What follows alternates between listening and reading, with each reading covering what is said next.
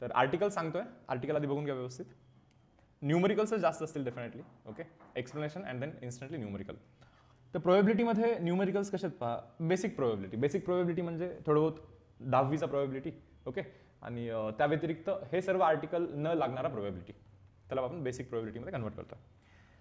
प्रोबेबिलिटीमध्ये काही न्यूमरिकल असे पण आहेत ज्याच्यामध्ये परमिटेशन कॉम्बिनेशनचा यूज होतो. काही न्यूमरिकल असे आहेत जिथे की आपल्याला वेन डायग्रामचा यूज करायला लागतो. कंडिशनल प्रोबेबिलिटी, एक छोटीशी कंडिशन सांगितली जाते अँड देन त्याच्यानंतर प्रोबेबिलिटी शोधायची असते.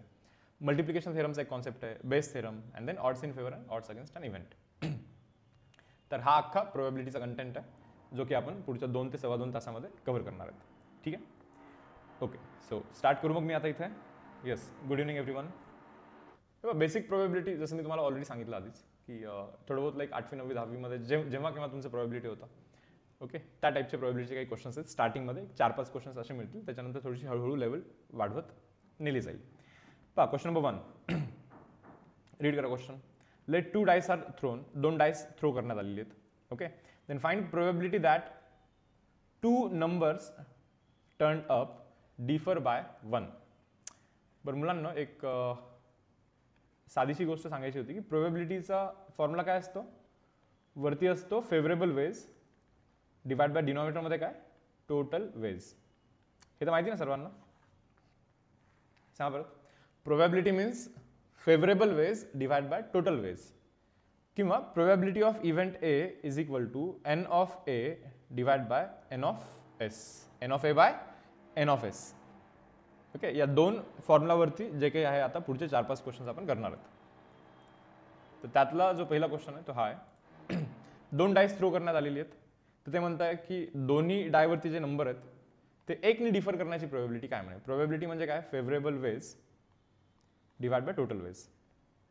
हा टोटल तर 36 वेज आहेत बघा ना तुम्ही, ते 6 6 6 6 36 वेज आहेत.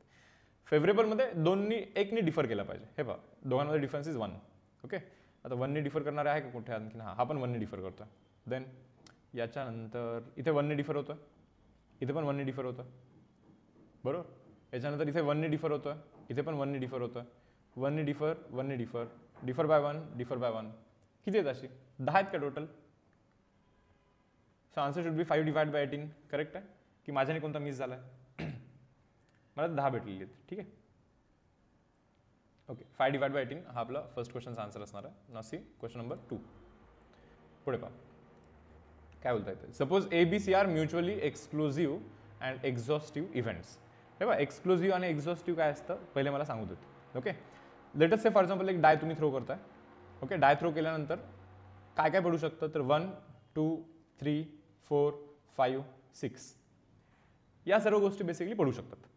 समजा एक इव्हेंट आहे ए, ज्याचा डिमांड असा आहे की लाईक ऑड नंबर पडला पाहिजे, म्हणजे 1 3 5 पडला पाहिजे. एक इव्हेंट आहे बी जो की म्हणतो इव्हन नंबर पडला पाहिजे. समजलं. आता एक्सक्लुझिव्हचा अर्थ काय, हे पहा. एक्सक्लुझिव्ह याचा अर्थ या 2 इव्हेंटमध्ये काहीच कॉमन नसणे म्हणजे एक्सक्लुझिव्ह. हे पहा, या 2 इव्हेंटमध्ये काहीच कॉमन नाहीये. असं असलं तर बोललं असं की काहीतरी कॉमन आहे. तुम्ही पहा बरं मुलांना, या 2 इव्हेंटमध्ये काहीतरी कॉमन आहे का, नाहीये, काहीच कॉमन नाहीये. That means exclusive. आणि राहिला प्रश्न एक्झॉस्टिव्हचा अर्थ काय, तर एक्झॉस्टिव्ह याचा अर्थ असा असतो, ओके, दोघांचा युनियन. चा परत ए युनियन बी करतो बरं मी. दोघांचा युनियन, युनियन म्हणजे दोघांना मिळून मिसळून लिहितोय आता मी इथे.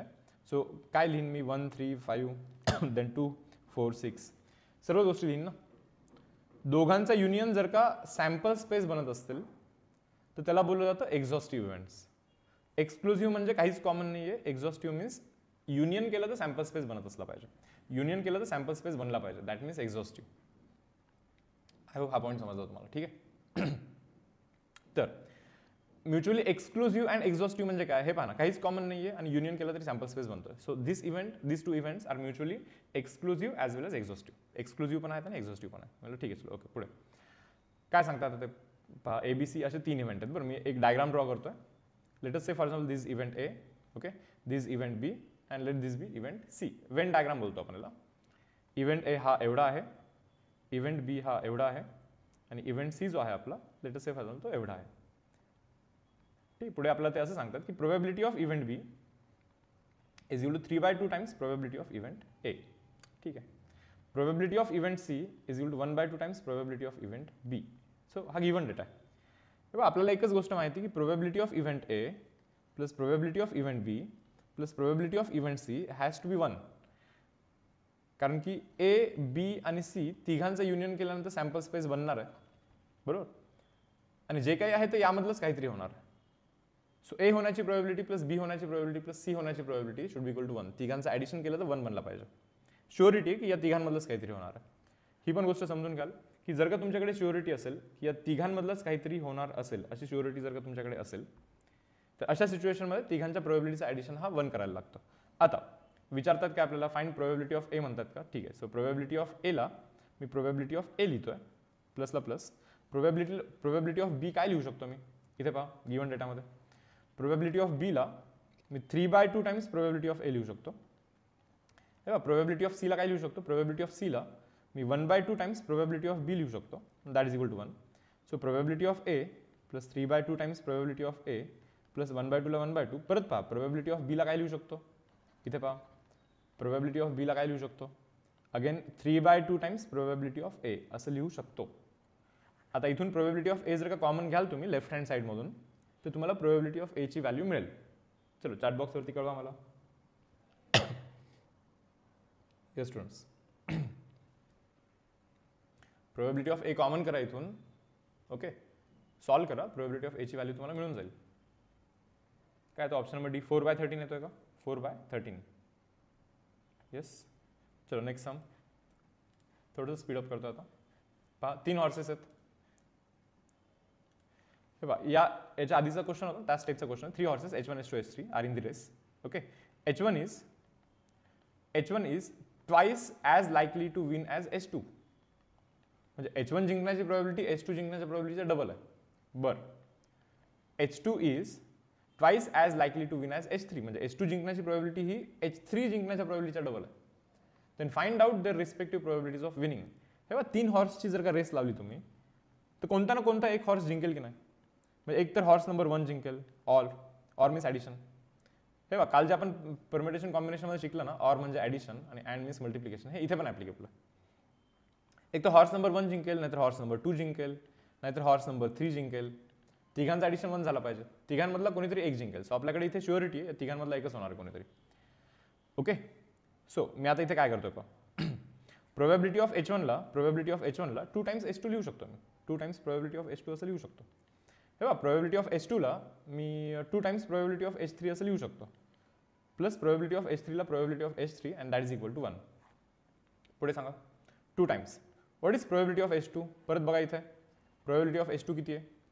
Is 2 times probability of H3 plus 2 times probability of H3 plus probability of H3 and that is equal to 1. So हे 4H3, 2H3, 6H3 plus 1H3, 7H3. 7 into probability of H3 is equal to 1. That means probability of H3 that is equal to 1 divided by 7. तर H3 चा probability जर का मी इथे टाकीन, H3 ला 1/7 टाकीन, तर H2 ची probability ही 2/7 बनेल. H2 ची probability किती बनली मुलांनो? 2/7. आणि H2 इथे 2/7 टाकीन, तर 2/7 into 2 is 4/7. So H1 ची probability ही 4/7 बनेल. H1 ची probability, H2 ची probability आणि H3 ची probability. पहा तिघांची प्रोबॅबिलिटी भेटली आपल्याला. डन. चलो next sum. Okay, find probability that year chosen at random has 53 Sundays. Okay, नीट पहा इथे लीप इयर केलं असतं आपण, ते थोडंसं बेटर पडलं असतं. आणि त्याच्यानंतर मी हा क्वेश्चन परत एकदा करून दाखवेन तुम्हाला. सध्या मी लीप इयर करतोय कारण की पुढचे आर्टिकल झालेले नाही आहेत. Okay, so find probability that leap year chosen at random contains 53 Sundays. Leap इयरमध्ये 53 संडे असण्याची प्रोबॅबिलिटी काय? हे पहिले तर लीप इयरमध्ये 366 डेज असतात. त्याला मी 364 प्लस 2 डेज असं लिहितो, बरोबर. सो 364 डिवाइड बाय 7 वीक्स, एवढे वीक्स आहेत आणि एक्स्ट्रा 2 दिवस आहेत. सो हे डिव्हिजन करायला you will get 52 weeks. 52 weeks plus extra 2 दिवस बाकी आहेत. आता तुम्ही मला सांगतायत की 52 वीकमध्ये 52 संडे तर असणारच ना.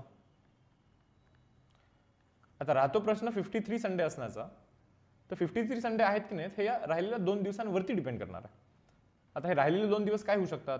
Monday Tuesday, Tuesday Wednesday, Wednesday Thursday, Thursday Friday, Friday Saturday, Saturday Sunday आणि संडे मंडे. एवढे अवेलेबिलिटी आहे आपल्याकडे. येस, परत रिपीट सांगतो मी, 366 डेज आहेत लीप इयरमध्ये. 364+2 केला, 364/7 केला तर एवढे वीक्स बनतात आणि एक्स्ट्रा 2 दिवस आहेत. सो एवढे संडे तर बाय डिफॉल्ट आहेत. 52 वीक्स आहेत म्हणजे 52 संडे तर असणारच. मग राहिलेले 2 दिवस काय असतील, काही होऊ शकतात. Monday Tuesday, Tuesday Wednesday, Wednesday Thursday, Thursday Friday, Friday Saturday, Saturday Sunday, Sunday Monday. आता 53 संडेची रिक्वायरमेंट आहे ना तुमची. मग सांगा बरं, हे सर्व 2 दिवसांवरती डिपेंड करणार असेल तर टोटल ऑप्शन्स किती आहेत तुमच्याकडे? 1 2 3 4 5 6 7, बरोबर? 7 ऑप्शन्स तुमच्याकडे आहेत. So total number of veg आहेत. हे राहिलेले 2 दिवस काय होऊ शकतात त्याचे टोटल नंबर ऑफ वेज आहेत. वरती आपल्याला फेवरेबल वेज लिहायचे आहेत. 53 संडे होण्यासाठी कोण लागेल तुम्हाला? सॅटर्डे संडे किंवा संडे मंडे, हे 2 चालतील 53 संडे होण्यासाठी. So answer should be 2/7. That is option number C, हा आपल्या इथे आन्सर असणार. ओके, चलो जाऊ नेक्स्ट सम. हा पहा. आता हा चांगला सम आहे, यासाठी थोडासा टाइम घेऊ आपण. मला वाटतं हा सम आधी तुम्ही करा आणि मला चॅट बॉक्सवरती आन्सर सांगा. अश्मित भोसले, बेसिक पासूनच तर शिकवतो ना.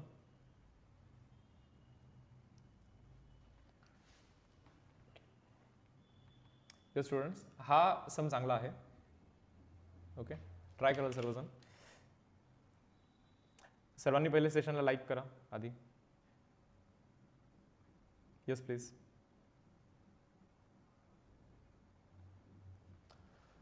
इथे आपल्याला पीच्या व्हॅल्यूचा रेंज शोधायचा आहे.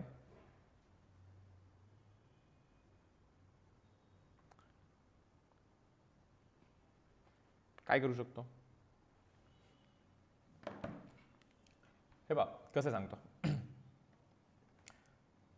If 1, 2, 3 are the probabilities of 3 mutually exclusive events.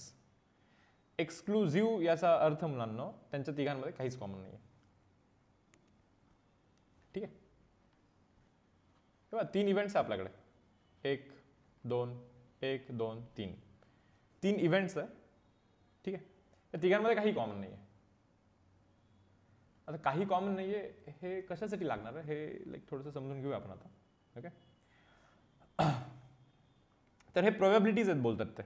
पहिली गोष्ट तुम्हाला हे समजलं पाहिजे की प्रोबॅबिलिटी जो काही आहे हा कधी पण 0 पेक्षा जास्त असला पाहिजे. हा पॉईंट समजतो का? पाहू, 0 पेक्षा कमी होऊच नाही शकत प्रोबॅबिलिटी. प्रोबॅबिलिटी म्हणजे काय असतो? Favourable ways by total ways. Total ways असतील तेवढे असतील, पण फेवरेबल वेज हे टोटल वेज पेक्षा कमीच असणार ना. 4 असतील और 5 असतील. टोटलमधून काही वेज आपल्याला फेवर करत असतात. सो हा जो डिव्हिजन आहे हा कधीही 1 पेक्षा कमी असणार आहे. मॅक्स टू मॅक्स 1 बनू शकतो. 1ला तर क्रॉस होणार नाही. आणि हा 0 किंवा 0 पेक्षा जास्त असला पाहिजे. निगेटिव्ह तर होऊ नाही शकत. फेवरेबल वेज -4 आहेत असं होऊ शकतं का? नाही. फेवरेबल वेज नाही आहेत असं होऊ शकतं. So probability is always greater than 1, sorry greater than 0. Okay, ही एक गोष्ट तुम्ही वापरू शकता इथे. ॲट द सेम टाइम तुम्ही हे पण वापरू शकता की जी काही प्रोबॅबिलिटी आहे ना is always less than equal to 1. मुलांना प्रोबॅबिलिटी ही 1 पेक्षा कमी असली पाहिजे, हे पण तुम्ही समजून घ्या. 1 पेक्षा जास्त कधी होऊच नाही शकत प्रोबॅबिलिटी. ओके, सो या तिघांमधून काही कंडिशन निघते का? जसं मी बघतोय हा 3 जो आहे तिकडे जाऊन असंही 0 होणार आहे. ठीक आहे, that means this 3p should be greater than equal to -1. That means p should be greater than equal to -1/3. बरं, मला काय म्हणायचं आता इथून असा पी शोधा. रिपीट करतो मी, इथून असा पी शोधा. ओके, की जे हे तिघे पण ना 0 पेक्षा जास्त असतील. इथे आपण आता शोधलं P should be greater than -1/3 असा याचा डिमांड आहे. -1/3 पेक्षा जास्त असेल ना पी तर हा पॉझिटिव्ह होतो म्हणे. हा पण पी -1/3 पेक्षा जास्त असेल तर हा पण तर पॉझिटिव्ह झाला पाहिजे. याचं बघा बरं काय, हा इकडे जाऊन 0 झाला. बरोबर, तर इथे काय काय होईल पहा. तर 1 should be greater than P. That means P should be less than 1 म्हणे. P should be less than equal to 1 म्हणतात. ही याची दुसरी कंडिशन. आता इथे पहा हा इकडे जाऊन 0 झाला. Okay, so 1 should be greater than equal to 2p. That means p should be less than equal to half. Okay, तर तुम्हाला इथे असं समजलं पाहिजे की p ची व्हॅल्यू मी ना रिअल नंबर लाईन ड्रॉ करतो. 0 1, ठीक आहे, देन -1. तर डिमांड असे आहेत की पीच्या व्हॅल्यू -1/3 पेक्षा जास्त असली पाहिजे. हे पहा -1/3 येईल कुठेतरी, याच्यापेक्षा जास्त असली पाहिजे. पीची व्हॅल्यू 1 पेक्षा कमी असली पाहिजे. 1 पेक्षा कमी असली पाहिजे. पीची व्हॅल्यू हाफ पेक्षाही जास्त असली पाहिजे. म्हणजे हाफ इथे असतो बरं, हाफ पेक्षाही जास्त असली पाहिजे. सॉरी, हाफ पेक्षा कमी असली पाहिजे बोलतात. P is less than equal to half म्हणा. हाफ पेक्षा कमी असली पाहिजे. असं काहीतरी सांगा जे तिघांना सॅटिस्फाय करेल. मला वाटतं हाफपेक्षा कमी हे तिघांना सॅटिस्फाय करतं. हाफपेक्षा कमी आणि -1/3 पेक्षा जास्त. आत्तापर्यंत तरी एवढंच समजलेलं आहे मला.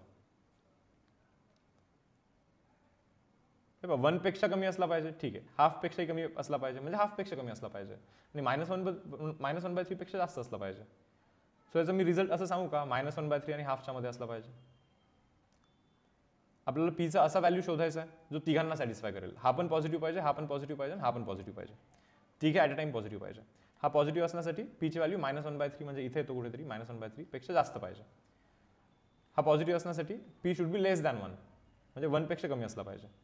आणि हा पॉझिटिव्ह असण्यासाठी P should be less than half. हा जो इथे हाफ आहे ना याच्यापेक्षा कमी पाहिजे. सो 1 पेक्षा कमी, हाफपेक्षा कमी म्हणजे हाफपेक्षा कमी आणि -1/3 पेक्षा जास्त. सो याच्यामध्ये कोणत्याही गोष्टी आपल्याला चालतील, आत्ता तरी चालतील. सो मी सध्या टेंटेटिव्हली असं लिहितो इथे. या पहिल्या इन्फॉर्मेशनवरून आपल्याला एवढं समजलेलं आहे ओके की पीची व्हॅल्यू ही -1/3, ठीक, इथे येतो -1/3 ओके आणि इथे येतो हाफ. याच्या मधातली पीची व्हॅल्यू आपल्याला चालणार आहे. हे आत्ता आपल्याला असं समजत आहे. म्हणजे ठीक आहे ओके. यापुढे आपल्याला याचीही काळजी घ्यायची आहे मुलांना की हे जे सगळे प्रोबॅबिलिटीज आहेत ना हे 1 पेक्षा कमी पण असले पाहिजे. म्हणजे समजा पीची व्हॅल्यू जर का तुम्ही 4 कराल तर 12 बनेल, 12 + 1 13/3, 1 पेक्षा जास्त होईल ना. असं चालणार आहे का पीची व्हॅल्यू? नाही चालणार आहे. तर आपल्याला याची काळजी घ्यायची की सर्वांच्या व्हॅल्यूज या 1 पेक्षा कमी असल्या पाहिजे. That means 1 + 3p should be less than equal to 3. That means 3p should be less than equal to किती? 2. आता तिकडे जातो 2 बनतो. That means p should be less than equal to काय? 2/3. पीचा व्हॅल्यू 2/3 पेक्षा कमी पाहिजे. हे बघा 2/3 इथे असतो इथे. पीचा व्हॅल्यू 2/3 पेक्षा कमी पाहिजे म्हणे. हा म्हणजे याच्यामध्ये आहे ते 2/3 पेक्षा कमीच असणार ना. सो हे सॉर्टेड आहे, काही प्रॉब्लेम नाही याचा. आपल्याला फॉलो हा इंटरव्हल करायचा. आपल्याला एवढं बघायचं की या इंटरव्हलमध्ये याला काही प्रॉब्लेम तर नाही होणार ना. इथे पहा 1 - p should be less than equal to 4. हा 4 तिकडे गेला okay. That means -3 should be less than equal to p. म्हणजे पीची व्हॅल्यू -3 पेक्षा जास्त असली पाहिजे म्हणा. हा ना, -1/3 पेक्षा जास्त आहे म्हणजे -3 पेक्षा जास्त असणारच. सो या पर्टिक्युलर इंटरव्हलमध्ये यालाही काही प्रॉब्लेम होणार नाहीये. राहिला प्रश्न हा. So 1 - 2p should be less than equal to 4. That means okay -3 should be less than equal to 2p. That means p should be greater than equal to -3/2. पीची व्हॅल्यू -3/2 पेक्षा जास्त असली पाहिजे म्हणा. तर मग हा झोन 1 पेक्षा कमी असतो म्हणा. -3/2 पेक्षा जास्त म्हणजे -3/2 इथे येतो कुठेतरी. सॉरी -3/2 म्हणजे 1.5 ना, -1.5 इथे येतो. याच्यापेक्षा जास्त असली पाहिजे म्हणा. हा ऑलरेडी याच्यापेक्षा या इंटरव्हलमध्ये त्याच्यापेक्षा जास्तच व्हॅल्यू आहे. सो काही इश्यू नाही आहे आपल्याला. आत्तापर्यंत तर काही इश्यू नाही आहे. बरोबर. आता आणखीन एक पॉईंट मी इथे इंट्रोड्यूस करतोय, तो समजतो का पहा. त्याला मी हाईड करतो. पण पॉईंट असा आहे की या तिघांच्या प्रोबॅबिलिटीचा ॲडिशन हा 1 पेक्षा कमी असला पाहिजे. कारण की हे तिघे म्युच्युअली एक्सक्लुझिव्ह इव्हेंट्स आहेत ना. एक्सक्लुझिव्ह म्हणजे समजतं का, हा इव्हेंट, हा इव्हेंट आणि हा इव्हेंट यांच्यामध्ये काहीच कॉमन नाही आहे. एक्सक्लुझिव्ह इव्हेंट्स हे असे असतात मुलांना. याच्यामध्ये काहीच कॉमन नाही आहे. आता मग तिघांच्या प्रोबॅबिलिटीज आहे, ही प्रोबॅबिलिटी प्लस ही प्रोबॅबिलिटी प्लस ही प्रोबॅबिलिटी, तिघांच्या प्रोबॅबिलिटीज ॲडिशन कराल तर तो मॅक्स टू मॅक्स असा सॅम्पल स्पेस बनू शकतो. म्हणजे मॅक्स टू मॅक्स प्रोबॅबिलिटीज ॲडिशन हा 1 होऊ शकतो, बट 1 पेक्षा जास्त नाही होऊ शकत. समजला point. If events are mutually exclusive म्हणजे काहीच कॉमन नाही आहे, तर त्यांचा ॲडिशन हा मॅक्स टू मॅक्स 1 होऊ शकतो. बरोबर. एक इव्हेंट दाखवतो मी तुम्हाला. समजा लेटेस्ट से फॉर एक्झाम्पल असा एक इव्हेंट आहे हा वाला, ठीक. याच्यानंतर एक दुसरा एक इव्हेंट दाखवतो मी हा वाला. असा एक इव्हेंट आहे तेव्हा याच्यामध्ये कॉमन आहे बरं थोडं बहुत. आणि एक तिसरा इव्हेंट दाखवतो मुलांना मी हा वाला, ठीक. हा वाला त्याच्यामध्ये हा वाला पार्ट कॉमन आहे. जर का इव्हेंट नंबर ए जो एवढा आहे, वेगळा कलर वापरतो. इव्हेंट नंबर ए जो एवढा आहे, एवढा, प्लस इव्हेंट नंबर बी जो एवढा आहे, प्लस इव्हेंट नंबर सी जो एवढा आहे, या तिघांचं ॲडिशन करेल ना तो 1ला पण क्रॉस करेल. कारण की हे जे 3 इव्हेंट्स आहेत हे सॅम्पल स्पेसपेक्षाही मोठी प्रोबॅबिलिटी देतात, 1 पेक्षाही मोठी देतात. बिकॉज हा एक्स्ट्रावाला पार्ट दोघांमध्ये येतोय ना, डबल ॲड होतोय, हा पण डबल ॲड होतोय. सो म्युच्युअली एक्सक्लुझिव्ह असल्यामुळे तुम्हाला हे समजलं पाहिजे की या तिघांचा जो ॲडिशन आहे, ठीक आहे, तिघांचा जो ॲडिशन आहे that should be less than equal to 1. Yes students, तिघांचा addition should be less than equal to 1. आता हे सॉल्व्ह करून आपल्याला पीची व्हॅल्यू शोधायची. मला वाटतं LCM आपण 12 काढू, multiply divide by 4. So 4 + 12p divide by 12 multiplied by 3 करू 3 minus 3p divide by 12 plus multiplied by 6 करू 6 minus 12p okay divide by 12 should be less than equal to 1. आता इथे काय बनतो पहा 4 plus 3 7 plus 6 is 13 okay then 12p आणि हा 12p cancel इथे मायनस 3p राहतो. This should be less than equal to हा 12 तिकडे जातो असा बनतो. ठीक आहे चलो okay. So 13 minus of 12 should be less than equal to 3p. हवं तर 3p तिकडे टाकतो मी. ओके दॅट मीन्स पहा बरं काय बनतो 3p should be greater than equal to 1 that means p should be greater than equal to 1/3. हे बघा आता जाऊन असा एक डिमांड येतो की p ची व्हॅल्यू 1/3 पेक्षा जास्त पाहिजे. इथे -1/3 टू 1/3 मध्ये आतापर्यंत चालत होतं सर्व काही. पण आता एक अशी डिमांड आलेली आहे की p ची व्हॅल्यू 1/3 पेक्षा जास्त पाहिजे. 1/3 कुठे असतो इथे असतो ना. तर p ची व्हॅल्यू 1/3 पेक्षा जास्त पाहिजे 1/2 पेक्षा कमी पाहिजे. So 1/3 to 1/2 yes yes students 1/3 to 1/2 हा आपला पीचा रिक्वायरमेंट आहे. ओके तुम्ही काय करा माहिती का हा सम मला वाटतं सेशन झाल्यानंतर परत एक वेळेस पण पाहून घ्याल. थोडंसं काय बोलतात की हेवी असेल हेवी वाटलं असेल तुम्ही परत एक वेळेस पाहून घ्याल.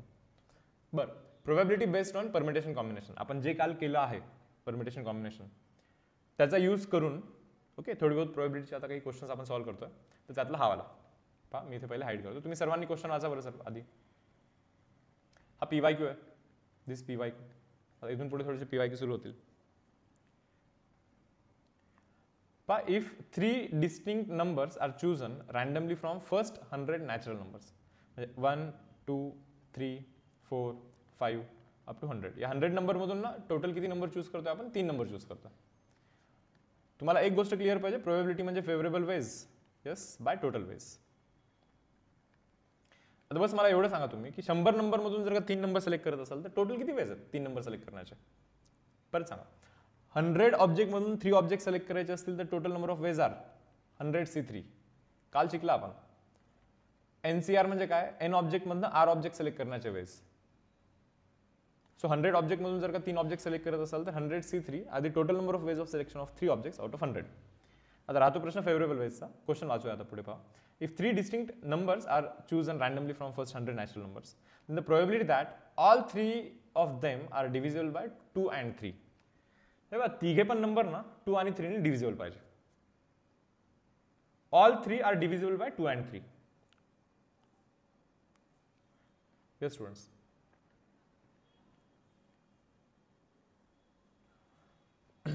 टू आणि 3 ने कोण डिव्हिजिबल असतं मला वाटतं 6 हा 2 आणि 3 ने डिव्हिजिबल असतो. 12 हा 2 आणि 3 अँड मीन्स 2 नी पण डिव्हिजिबल पाहिजे 3 नी पण डिव्हिजिबल पाहिजे. 18 हा पण 2 आणि 3 ने डिव्हिजिबल आहे. 24 पण 2 आणि 3 ने. 30 पण आहे 36 पण आहे 42 पण आहे 48 पण आहे 54 पण आहे 60 पण आहे 66 आहे 72 आहे 78 आहे. 6चा टेबल काउंट करतो मी सर्व सिंपल बरोबर. एवढे सर्व नंबर्स आहेत जे की 2 आणि 3 दोघांनी डिव्हिजिबल आहेत. त्यांचं म्हणणं असं आहे की जे काही 3 नंबर तुम्ही काढणार आहात ते तीनही नंबर 2 आणि 3 ने डिव्हिजिबल पाहिजे. म्हणजे तीनही नंबर याच्यामधून कोणीतरी 3 पाहिजे. किती नंबर्स आहेत हे 1 2 3 4 5 6 7 8 9 10 11 12 13 14 15 16 आहेत ना. मग त्या 16 मधनं कोणतेही 3 काढा तुम्ही म्हणजे तुम्हाला याची गॅरंटी मिळेल की ते तीनही नंबर 2 आणि 3 ने डिव्हिजिबल आहेत. And divide by total number of ways R. Total तर तसे 100 नंबर होता आपल्याकडे 100 मधून आपल्याला 3 नंबर काढायची होती. So total number of ways are 100C3. Okay आता हे कॅल्क्युलेशन करून जरा आन्सर सांगा बरं मला किती येतं. येस स्टुडंट्स हे कॅल्क्युलेशन करा आणि आन्सर कळवाल मला. बरं सध्यापर्यंत ओके का सर्व.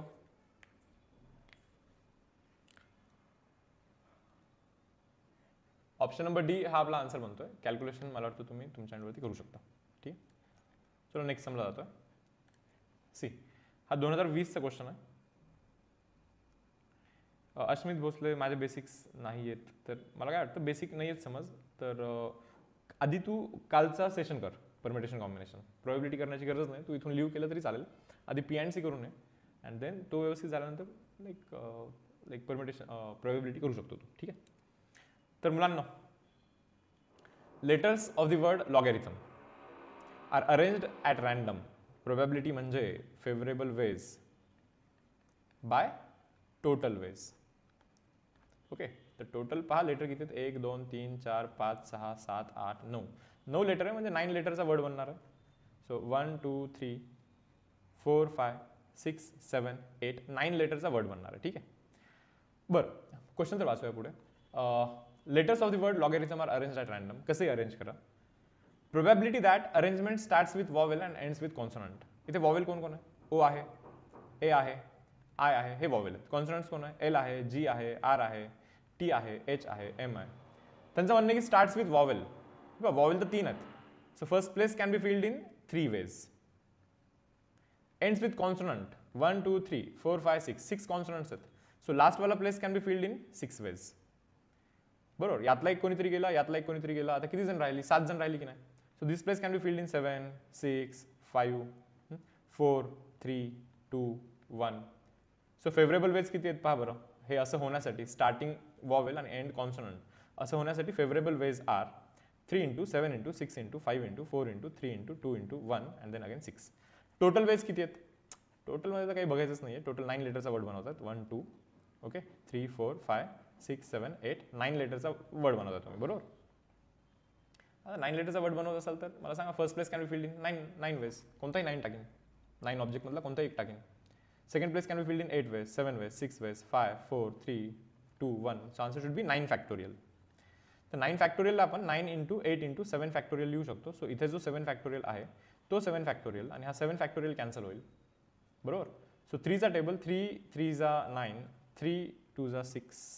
सो 2 डिवाइड बाय 8 म्हणजे 1 divide by 4. So option number C 1 divide by 4 हा बनतो आपला इथे आन्सर. यस. चलो नेक्स्ट सम जातो. हे पाहता हा सम तुम्ही करा. चलो. At random 3 integers are chosen from the first 20 integers. Like 20 integer म्हणून 3 इंटीजर सिलेक्ट करतो आपण. Find probability that their product is even. Okay.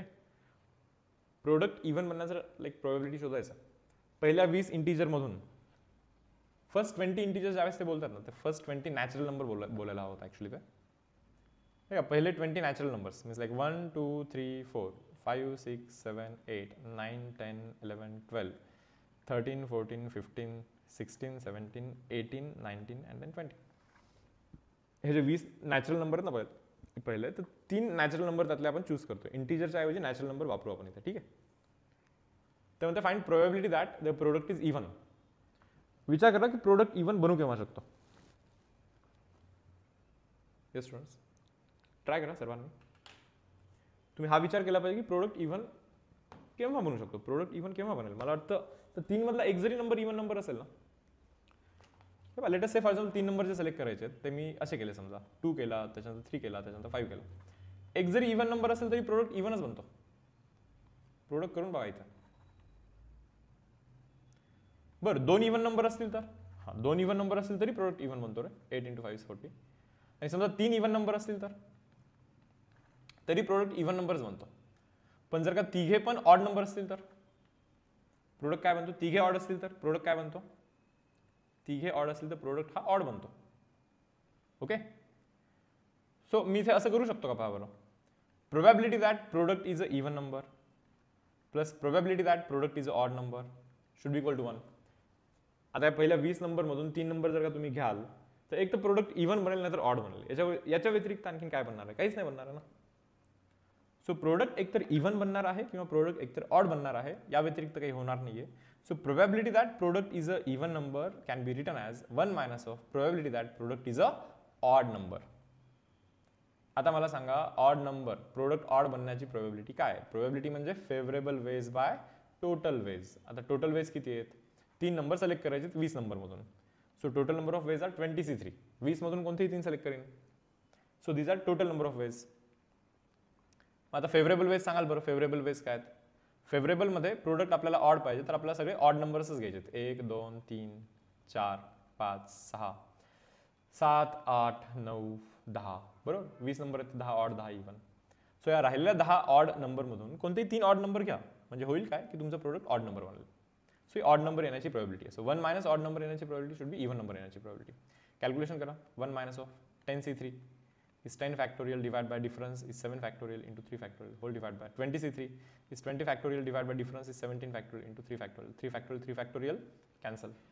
So 1 minus of 10 factorial means 10 into 9 into 8 into 7 factorial divide by खाली पण 7 factorial whole divide by 20 factorial means 20 into 19 into 18 into 17 factorial divide by 17 factorial cancel.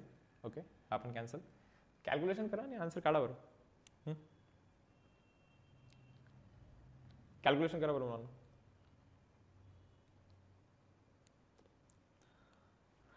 Solve करा आणि chat बॉक्सवरती answer द्याल मला.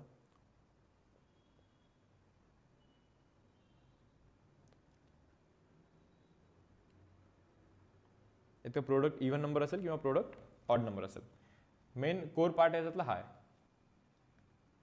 Okay एक तर product even number असेल किंवा प्रोडक्ट ऑड नंबर असेल, दोघांचा addition should be equal to 1.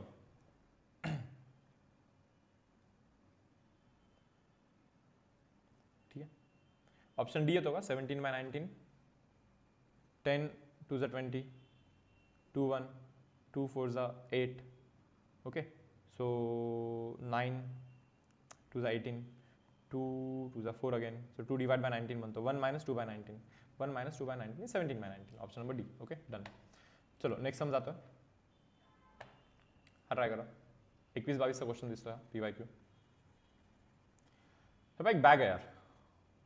आता या बॅगमध्ये ना and urn contains 9 balls of which 3 are red. 3 red आहेत, 4 ब्लू आहेत आणि 2 ग्रीन बॉल आहेत. So 3 balls are drawn at random. Okay from the urn 3 ball काढतोय आपण. Probability that 3 balls have different colors. Probability that all 3 balls, okay, have different colors. तर तिन्ही बॉलचा colour different असण्याची प्रोबॅबिलिटी आपल्याला विचारण्यात येत आहे. पहिले तर सांगा 3 बॉल काढायचे. प्रोबॅबिलिटी म्हणजे favourable ways by total ways. तर टोटल तसे 9 बॉल आहेत. 7 + 2 9. सो 9 मधनं कोणतेही 3 बॉल काढा. कोणतेही काढू शकता तुम्ही 3. So these are total number of ways of selecting 3 balls out of 9. हे जे 9 बॉल आहेत ना टोटल, 9 मधून कोणतेही 3 बॉल काढू शकता. काही रेस्ट्रिक्शन नाही आहे टोटल वेजमध्ये. पण ज्यावेळेस आपल्याला फेवरेबल वेज काढायचे तर त्यावेळेस ही डिमांड सॅटिस्फाय करायला लागतं आपल्याला की find probability that 3 balls have different colour. Different कलरचे 3 बॉल निघाले पाहिजे. म्हणजे 3 रेड बॉलमधून 1 रेड बॉल काढा अँड मीन्स इंटू 4 ब्लू बॉलमधून 1 ब्लू बॉल काढा अँड मीन्स इंटू आणि 2 ग्रीन बॉलमधून 1 ग्रीन बॉल तुम्ही काढा. ओके तर हे त्याच्या मागचं सोल्युशन आहे. So 3C1 is nothing but 3, 4C1 is nothing but 4, 2C1 is nothing but 2 and राहिला प्रश्न 9C3. ओके म्हणजे 9 factorial divide bye difference that is 6 factorial into 3 factorial.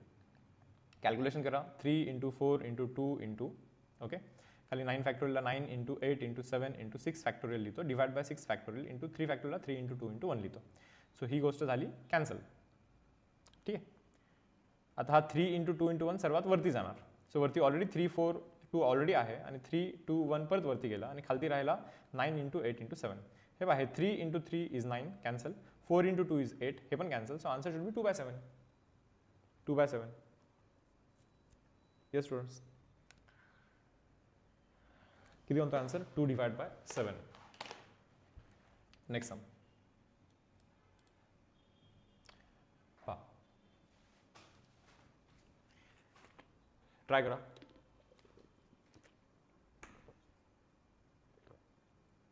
There are 4 envelopes. 4 envelope है.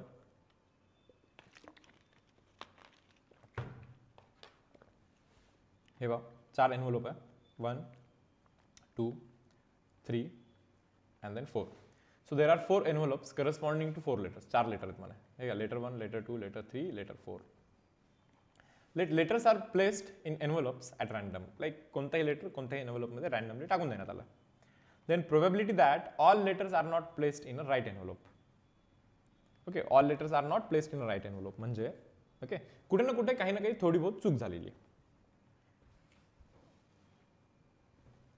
म्हणजे कोणता तरी एखाद लेटर और मे बी कोणते तरी 2 लेटर और मे बी कोणते तरी 3 लेटर और मे बी कोणते तरी 4 लेटर हे मिसप्लेस झालेले, करेक्ट एनव्हलप मध्ये गेलेले नाही आहेत. याची प्रोबॅबिलिटी आपल्याला ते शोधा बोलतात. मला सांगा एक तर लाईक मिस्टेक होईल. ओके नाही तर तुमची मिस्टेक नाही होणार आहे. एक तर मिस्टेक होईल नाही तर मिस्टेक नाही होणार आहे. या दोघांचा probability should be equal to 1.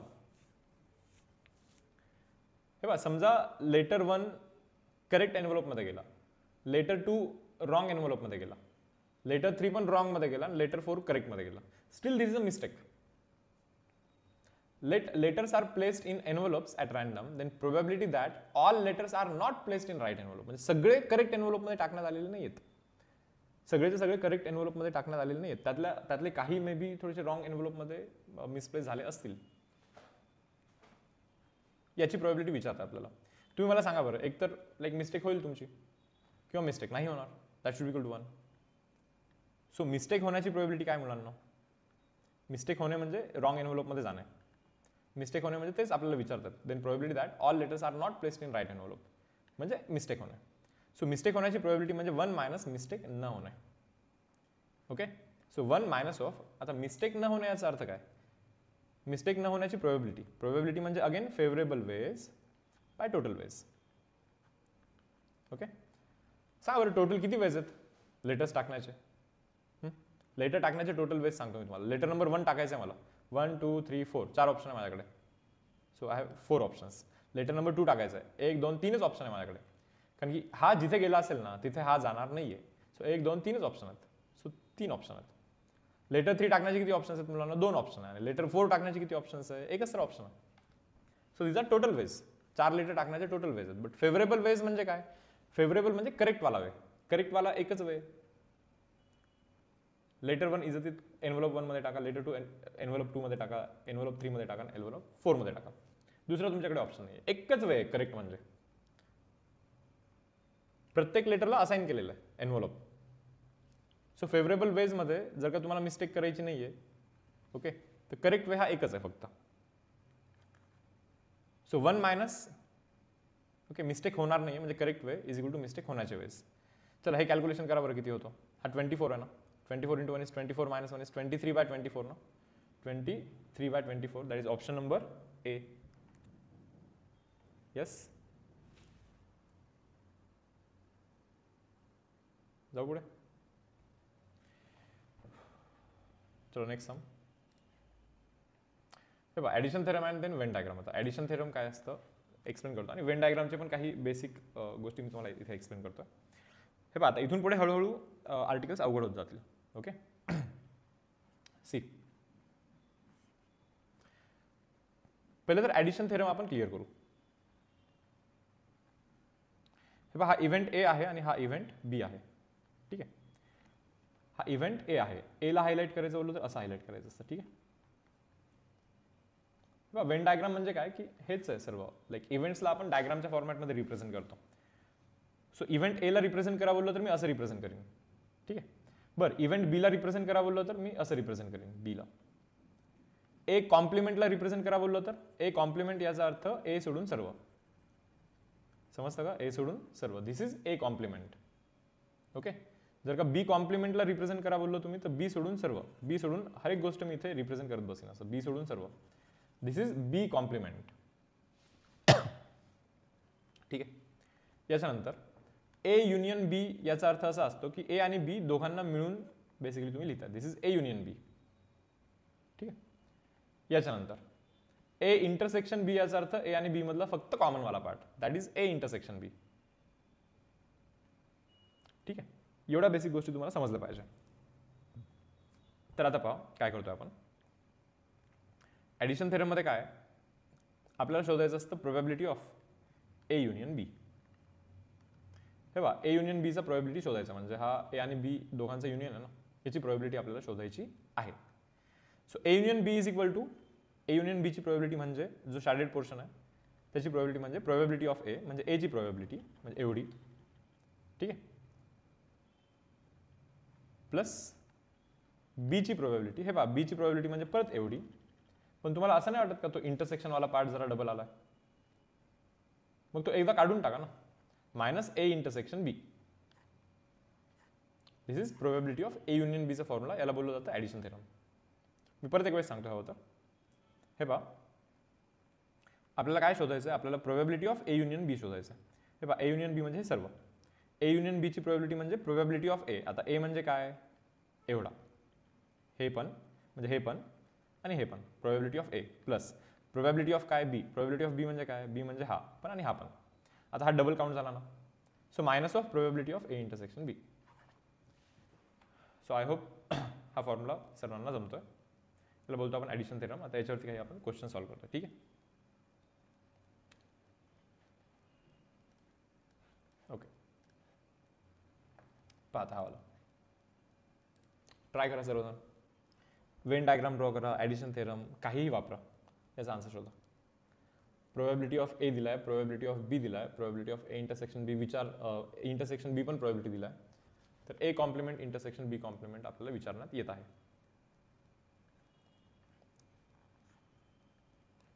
आपण काय केलं पाहिजे, A complement intersection B complement हा दिसतो कसा हे तरी पाहिलं पाहिजे आधी.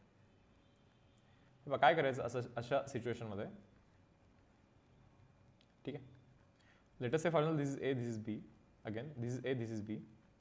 ए complement intersection B complement. A complement म्हणजे काय माहिती का मुलांनो, ए सोडून सर्व. Okay, this is A complement. Okay, हा आहे आपला ए कॉम्प्लिमेंट. डन. इंटरसेक्शनला इंटरसेक्शन. बी कॉम्प्लिमेंट म्हणजे काय सांगा बरं मुलांना. आपल्याला ए कॉम्प्लिमेंट इंटरसेक्शन बी कॉम्प्लिमेंटची प्रोबॅबिलिटी शोधायची. सो बी कॉम्प्लिमेंट म्हणजे बी सोडून सर्व. हे पहा, बी सोडून सर्व. So probability of A complement intersection B complement. A complement म्हणजे ए सोडून हे सर्व. बी कॉम्प्लिमेंट याचा अर्थ बी सोडून हे सर्व. ठीक आहे. आणि दोघांमध्ये करतोय आपण इंटरसेक्शन. इंटरसेक्शन याचा अर्थ कॉमन वाला पार्ट. आता या दोघांमधला कॉमन वाला पार्ट तुम्हाला हायलाइट करायचा आहे. करा. दोघांमधला कॉमन वाला पार्ट तुम्ही हायलाइट करता. दोघांमधला कॉमन वाला पार्ट मला वाटतं हा आहे. चेक करा बरं, हा आहे कॉमन वाला पार्ट जो दोघांमध्ये पण प्रेझेंट आहे. असा पार्ट म्हणजे दोघांमधला कॉमन वाला पार्ट, दॅट मीन्स इंटरसेक्शन. बरोबर. सो ही जी गोष्ट आहे ना मुलांना, तर याची प्रोबॅबिलिटी आपल्याला शोधायची नाही का. So we need to find probability of A complement intersection B complement. एचा कॉम्प्लिमेंट जो आपण इथे रिप्रेझेंट केला, बीचा कॉम्प्लिमेंट जो आपण इथे रिप्रेझेंट केला, तर दोघांचं आपल्याला इंटरसेक्शन करायचं आहे. ओके, इंटरसेक्शन मीन्स असा पार्ट रिप्रेझेंट करायचा जो दोघांमध्ये प्रेझेंट आहे, जो की हा आहे. याला मी असं लिहू शकतो का, कंप्लीट रेक्टँगलचा प्रोबॅबिलिटी इज 1 मायनस 1 मधून ए युनियन बी आपण मायनस करून टाकू, मग जाऊन आपल्याला हा रिक्वायर्ड प्रोबॅबिलिटी मिळेल. तुम्हाला समजतं का, कंप्लीट रेक्टँगल मधून हा A union B, complete rectangle मधून हा पिंक पार्ट जर का मी मायनस करीन, कंप्लीट रेक्टँगल मधून जर का हा पिंक पार्ट मायनस करीन, तर आपल्याला हा जो पार्ट पाहिजे तो पार्ट येऊ शकतो. सो ए युनियन बीचा प्रोबॅबिलिटी किती आहे माहिती आहे का, नाही आहे, पण आपल्याला फॉर्म्युला माहिती आहे. What is probability of A union B, probability of A, आत्ताच रट्टा मारला आपण, probability of A plus probability of B minus probability of A intersection B. तिन्ही व्हॅल्यूज दिलेत. एची प्रोबॅबिलिटी दिली आहे त्यांनी 2/5, बीची प्रोबॅबिलिटी दिली आहे 1/4 आणि ए इंटरसेक्शन बीची प्रोबॅबिलिटी 1/2 अशी दिलेली आहे. चला हे कॅल्क्युलेशन करा आणि आन्सर सांगा. येस स्टुडंट्स, करा रे सर्वांनी, हे कॅल्क्युलेशन कराल आधी. कॅल्क्युलेशन कराल आणि आन्सर कराल. ऑप्शन बी येतो का 17/20 का. Okay, 17/20. Okay, done. Next sum. हा पहा, हा ट्राय कराल. प्रोबॅबिलिटी काहीतरी दिलं आहे, तर तुम्ही probability of B intersection C शोधणार आहेत. तुम्ही ट्राय करा. ओके, मी 1-2 मिनिट देऊ.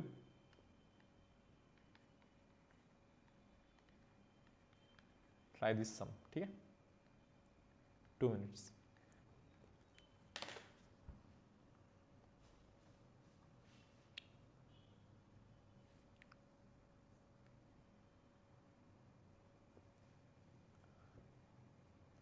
डायग्राम ड्रॉ करायला लागेल तुम्हाला. जो काही गिवन डेटा आहे ना, गिवन डेटा वेन डायग्रामच्या फॉर्मॅटमध्ये रिप्रेझेंट करा, मग समजेल.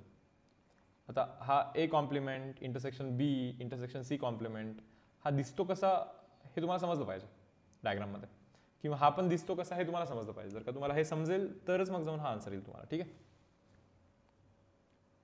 हा बार मीन्स कॉम्प्लिमेंट. येस, तो जो वरती बार आहे ना त्याचा अर्थ कॉम्प्लिमेंट आहे. प्रीतम बोलतोय ऑप्शन नंबर ए म्हणे. ओके, ठीक आहे. अवधूत कुलकर्णी ए, काही जण डी बोलत आहेत.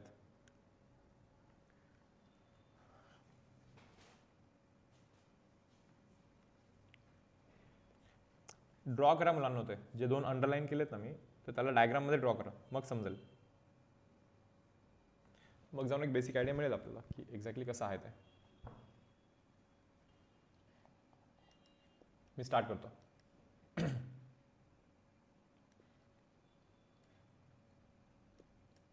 ठीक आहे, तर पहा आता total basically A B C total आहेत तिघे जण नाही का, ए बी आणि हा सी. ठीक आहे, ओके. हे पहा, ए प्रोबेबिलिटी ऑफ बी हा 3/4 आहे.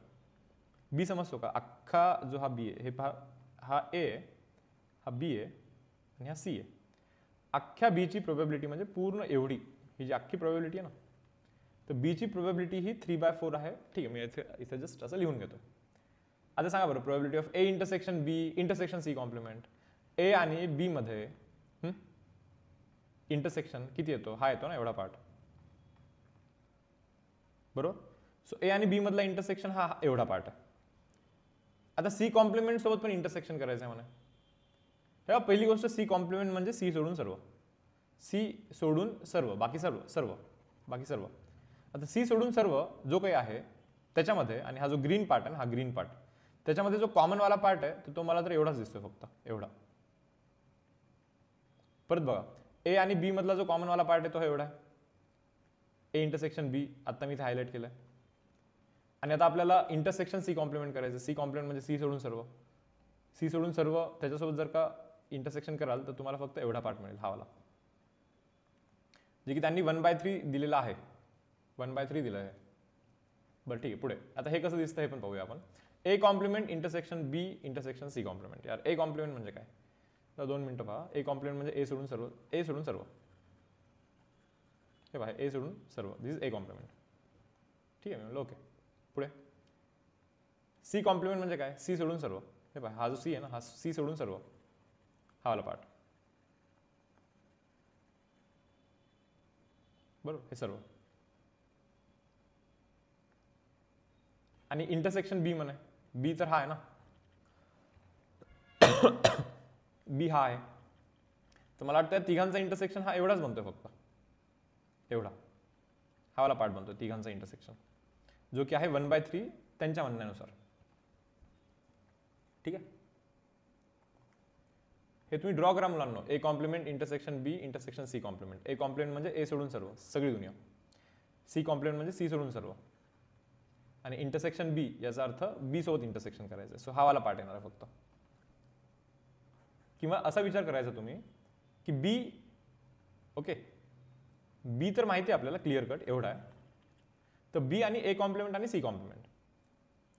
बी सोबत ए कॉम्प्लिमेंट म्हणजे ए सोडून सर्व, आणि सी कॉम्प्लिमेंट म्हणजे सी सोडून सर्व. ओके, तर बी मध्ये एवढाच पार्ट आहे जो या दोघांच्या कॉम्प्लिमेंटच्या बाहेरचा आहे. सो हा आपला लाईक रिक्वायर्ड एरिया आहे, जो की 1/3 बनतो. आता काय केलं पाहिजे आपण, ओव्हरऑल बीची प्रोबेबिलिटी 3/4 दिली आहे, तर आपल्याला समजतं की ओव्हरऑल बीची प्रोबेबिलिटी, अख्ख्या बीची probability should be equal to this 1/3, छोटावाला पोर्शन 1/3 प्लस हा वाला पोर्शन जो की 1/3 प्लस हा वाला जो पोर्शन आहे ना, हा वाला पोर्शन, हा मी पिंक कलरमध्ये हायलाइट करतो, हा वाला पोर्शन जो की ए आणि सीचा इंटरसेक्शन आहे, त्याला मी ए आणि सीचा इंटरसेक्शन असं लिहितो. सॉरी, तो बी आणि सीचा इंटरसेक्शन आहे, पण बी आणि सीचा इंटरसेक्शन आहे तो, हा वाला जो पोर्शन आहे तो बी आणि सीचा इंटरसेक्शन आहे. आता निघेल ना बी आणि सीचा intersection. What is probability of B 3/4 is equal to 1/3 1/3 is 2/3, that is equal to probability of B intersection C. हा तिकडे जाऊन मायनस होतो, so 3/4 minus of 2/3, cross multiplication this 9 and this 8, so 9 minus of 8 divide by खालती बनतो 12. So answer should be 1 divide by 12, option number A. Done.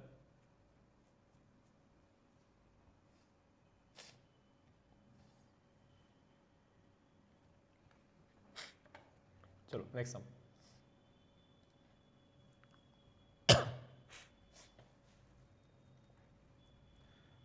A and B are the events such that A intersection B चा probability 1/4 आहे. Okay, हे पहा, हा A आहे आणि हा B आहे. A आणि B चा जो इंटरसेक्शन आहे दॅट इज इक्वल टू 1/4. हे काय 1/4 मतलब ठीक आहे, चलो ओके. परत A complement intersection B complement. आता हे आहे काय एक्झॅक्टली नाही का, A complement intersection B complement काय हे पाहूया आपण, ड्रॉ करूया आपण त्याला. Okay, let us say for example this A complement intersection and this B complement. Okay, AB and then again AB. हे पहा, हा ए आहे, हा बी आहे, परत हा ए आहे आणि हा बी आहे. ए कॉम्प्लिमेंट आणि बी कॉम्प्लिमेंटचं इंटरसेक्शन. ए कॉम्प्लिमेंट पहिले रिप्रेझेंट करा. ए कॉम्प्लिमेंट म्हणजे ए सोडून सर्व, बी कॉम्प्लिमेंट म्हणजे बी सोडून सर्व. ठीक आहे. आता या दोघांचं इंटरसेक्शन जर का कराल मुलांना तर काय मिळणार आहे तुम्हीच सांगा. या दोघांचा इंटरसेक्शन करायचं आपल्याला. या दोघांचा इंटरसेक्शन हा बाहेरवाला पार्ट भेटतोय फक्त, हा वाला आउटर साइड. इंटरसेक्शन म्हणजे कॉमन वाला पार्ट. ठीक आहे. तर याची जी प्रोबॅबिलिटी दिली आहे, हा कॉमन वाला पार्ट जो आहे, याची प्रोबॅबिलिटी जी आहे ती आहे 1/5. तर आपल्याला एक गोष्ट समजतं की हा जो आहे 1/5 आणि प्लस हा आतमधला म्हणजे A union B. Okay, this should be equal to 1. आतमधला समजतो ना, हा ए युनियन बी, हा पिंक कलर वाला. सो तो ब्लू कलर वाला प्लस पिंक कलर वाला या दोघांचा addition should be equal to 1. So probability of A union B should be equal to 1 minus of 1/5. That means probability of A union B should be equal to 4/5. बरं, ए union बीची probability काय असते? Probability of A plus probability of B, okay, minus probability of A intersection B, addition थेरमचा वापर करून.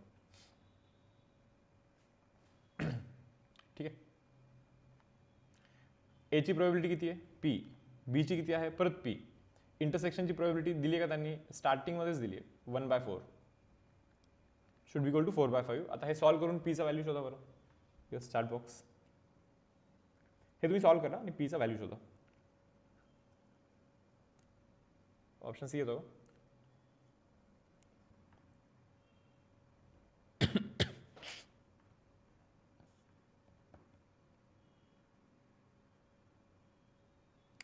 Speed बद्दल comment करा. Speed okay आहे का?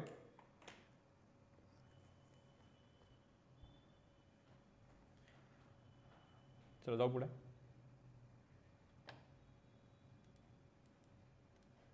Okay, next sum. MST CET 2020. Okay, MST CET 2020 पहा. ए आणि बी याच्यामध्ये ना एक छोटासा पार्ट आहे इंडिपेंडंट. मला वाटतं हा सम आत्तासाठी मी स्किप करतो. डिपेंडंट आणि इंडिपेंडंट इव्हेंट्स आहेत ना, ठीक आहे, ते पुढे थोडेसे एक्सप्लेन केले जातील. कंडिशनल प्रोबॅबिलिटीमध्येच एक्सप्लेन करतो मी आता ते. अँड देन त्याच्यानंतर आपण हा वाला सम सेशनच्या मला वाटतं एंडला करू आपण. ठीक आहे, किंवा हा तुम्ही करून घेतलं तरी चालेल. तुम्ही करून घेतला मीन्स लाईक पूर्ण सेशन समजवल्यानंतर समजेल की डिपेंडंट इव्हेंट काय असतात आणि इंडिपेंडंट काय असतात. सो 1-2 मिनिटं याला होल्ड करा. ठीक आहे. पहा, आता आपण काय डिस्कस करतोय पहा, कंडिशनल प्रोबॅबिलिटी. ठीक, ऑलमोस्ट हाफ वेवरती आहोत आपण आता. गुड. तर कंडिशनल प्रोबॅबिलिटीमध्ये काय असतं की कोणीतरी एक छोटीशी कंडिशन आपल्याला सांगितलेली असते. जसं की एक्झाम्पल, समजा एक डाय थ्रो केलं तर काय काय पडतं? 1 2 3 4 5 6 अशा गोष्टी पडतात. हे समजलं? बाय चान्स समजा आपली अशी इच्छा आहे की 2 पडण्याची प्रोबॅबिलिटी काय? 2 पडण्याची प्रोबॅबिलिटी काय मुलांना? 2 तर एकच आहे, बट टोटल तर 6 आहेत. बरोबर. सो 2 पडण्याची प्रोबॅबिलिटी इज 1/6. पण समजा जर का कोणी आपल्याला एक कंडिशन सांगतोय, late us say for example जो डाय टाकलाय ना तुम्ही, काहीतरी पडलाय त्या डायवरती आणि कोणीतरी पर्सन, ओके, बघतोय की काय पडलेला आहे आणि तो तुम्हाला येऊन असं सांगतोय की इव्हन नंबर पडलाय म्हणे. काय पडलाय? इव्हन नंबर पडलाय. ज्यावेळेस तो आपल्याला सांगतो की इव्हन नंबर पडलाय, आपल्या डोक्यात एवढ्याच गोष्टी चालतात की एक तर 2 पडला असेल, नाही तर 4 पडला असेल, नाही तर 6 पडला असेल. हेच 3 इव्हन नंबर, बाकी कोणी नाही येत. सो आपल्यासाठी सॅम्पल स्पेस आता रिड्यूस होऊन जातं बिकॉज कोणीतरी कंडिशन सांगितलेली आहे आपल्याला. मग आता सांगा बरं 2 पडण्याची प्रोबॅबिलिटी काय मुलांना? 2 पडण्याची प्रोबॅबिलिटी म्हणजे 2 हा एकच आहे, बट टोटल 3च आहेत फक्त ऑप्शन्स. सो 2 पडण्याचा प्रोबॅबिलिटी 1/3 या केसमध्ये. म्हणजे कंडिशन सांगितल्यानंतर कोणती कंडिशन? इव्हन नंबर पडलेला आहे. ही जर का अशी कंडिशन कोणी आपल्याला सांगत असेल तर अशा केसमध्ये 2 पडण्याचा प्रोबॅबिलिटी 1/3. बट कोणी काही कंडिशन जर का नाही सांगितली तर 2 पडण्याचा प्रोबॅबिलिटी 1/6. एकदम सिंपल आहे. ठीक आहे. हा का पहा काय, 1 ticket is selected at random from 50 tickets numbered 00, 01, 02 up to 49. 50 tickets आहेत ज्यांचे की नंबर 00, 01, 02, 03, 04, 05, 06, 07, 08, 09, 10, 11, 20, 30, 40 अप टू 49 असे टोटल 50 तिकीट्स आहेत. ओके, काय म्हणतात पहा, then what is the probability that sum of digits on the selected ticket is 8. यार sum 8 असण्याची प्रोबॅबिलिटी म्हणजे find probability that sum is 8. Sum is 8 given that product of this digits is 0. Given that याचा अर्थ समजतो का? कोणीतरी बघितलंय आणि तो आपल्याला सांगतोय की आता 2 डिजिटचा प्रोडक्ट हा 0 आहे. म्हणजे काय पडलं असणार आहे सांगा बरं. एक तर 0 पडलं असणार आहे, कारण की प्रोडक्ट 0 बोललो तर हेच सर्व पॉसिबल आहेत ना. एक तर 0 1 पडला असेल, किंवा 0 2 पडला असेल, किंवा 0 3 पडला असेल, किंवा 0 4 पडला असणार आहे, किंवा 0 5 0 6 0 7 0 8 0 9 1 0 2 0 3 0 4 0. ओके, एवढ्यामधलं कोणीतरी बेसिकली तिकीट लागलेलं आहे आपल्याला. बिकॉज ते आपल्याला सांगतात की given that product of these digits is 0. त्यांचं म्हणणं आहे की असं तिकीट आलंय ज्याचा प्रोडक्ट केला ना डिजिटचा तर तो 0 येतो. याचा अर्थ तिकीट यातला कोणता तरी लागलेला आहे. 44 नंबरचा तिकीट लागू शकतो का? प्रोडक्ट केला तर 16 येतो, बरोबर. सो यातला कोणता तरी तिकीट लागलेला आहे. सो सॅम्पल स्पेस आपल्यासाठी हा आहे आता. सो सांगा बरं प्रोबॅबिलिटी दॅट सम इज 8. सम 8 असण्याची प्रोबॅबिलिटी किती आहे? टोटल किती आहेत पहा. 1 2 3 4 5 6 7 8 9 10 11 12 13 14. टोटल तर 14 आहेत, बरोबर. आता डिमांड तर तुमचा असं आहे की लाईक सम 8 असला पाहिजे. सम 8 कोणाची? फक्त एकच आहे असा बहुतेक. बाकी सगळ्यांची सम 8 तरी नाहीये, दुसरीच आहे. ठीक आहे. So answer should be what? 1 divide bye 14. Option number ए.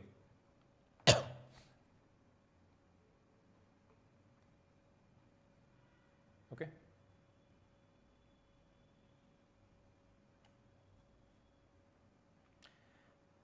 चलो मी जातोय आता, पुढे जातोय. Next sum.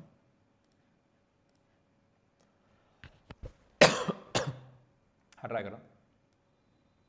पाईक टाउन आहे. त्या टाउनमध्ये 40% people have brown hair. Okay, 25% have brown eyes. एक काम करतो मी, थोडंसं वेन डायग्राममध्ये ड्रॉ करतो. हे बघा, एक टाउन आहे. टाउनमध्ये समजा 100 लोक आहे. Okay, 40% people have brown hair.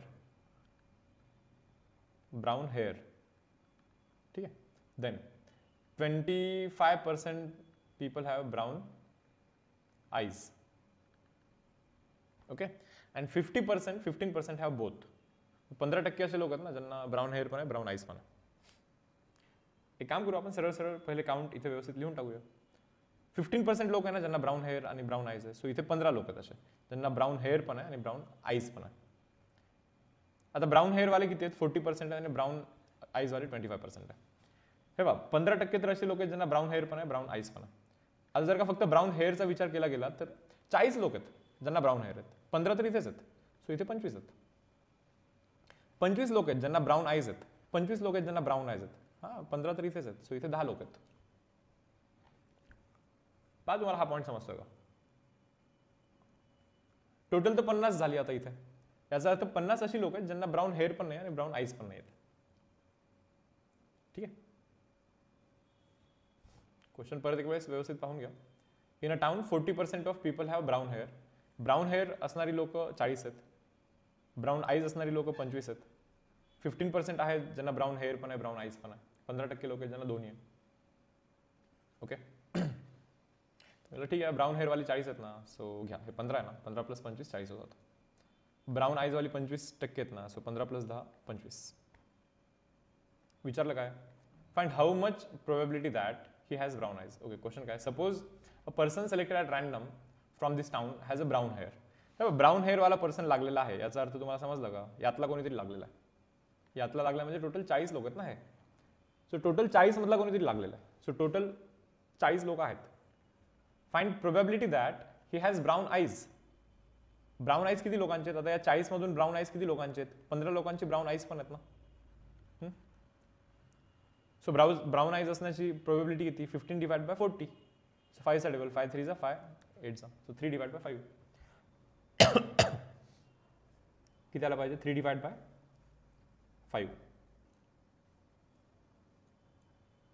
Okay,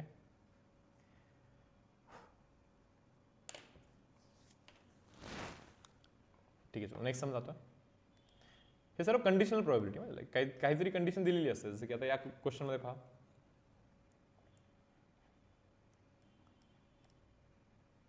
छोटीशी कंडिशन दिली आहे. Following table gives distribution of wedges of 100 worker. 100 worker जे आहेत ना त्यांचे लाईक डेली बेसिसचे वेजेस आहेत. लाईक 9 वर्कर आहेत ज्यांना 120 ते 140 रुपये मिळतात, 20 वर्कर आहेत ज्यांना 140 ते 160 रुपये मिळतात, 0 वर्कर आहेत ज्यांना 160 ते 180 रुपये मिळतात डेली, 10 वर्कर आहेत ज्यांना 180 ते 200 रुपये मिळतात, 8 वर्कर आहेत ज्यांना 200 ते 220, 35 वर्कर आहेत ज्यांना 220 ते 240 आणि 18 वर्कर आहेत ज्यांना 240 ते 260 रुपयामध्ये काहीतरी अमाऊंट मिळतो. Suppose worker is selected at random, find probability that his wages are above 200.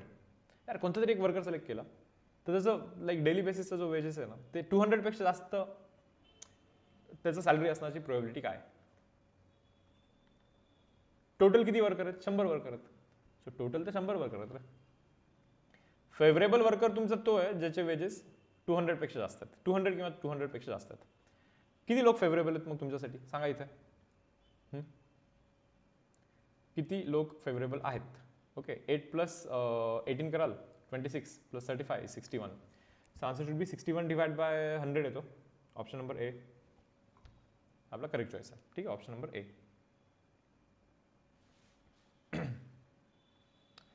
चलो नेक्स्ट सम. ओके, आता येतो मल्टिप्लिकेशन थेरम. तो पाहाल रे मल्टिप्लिकेशन थेरम काय आहे. आता हा थोडासा कोर पार्ट आहे. आता multiplication theorem then Bayes theorem. Okay, 2 part basically आता इथे बाकी राहतात. Odds in favour odds against हे काही फार अवघड नाही आहे. मल्टिप्लिकेशन नंतर जो इम्पॉर्टंट आहे दॅट इज बेस थेरम. दोन्ही बेसिकली इंटरलिंक्ड आहेत आणि मेजॉरिटी ऑफ क्वेश्चन मल्टिप्लिकेशन थेरमवरती बेस्ड असतात. तर थोडंसं हळू करू. इथे लिहितोय मी इम्पॉर्टंट म्हणून. ठीक आहे, तर पहा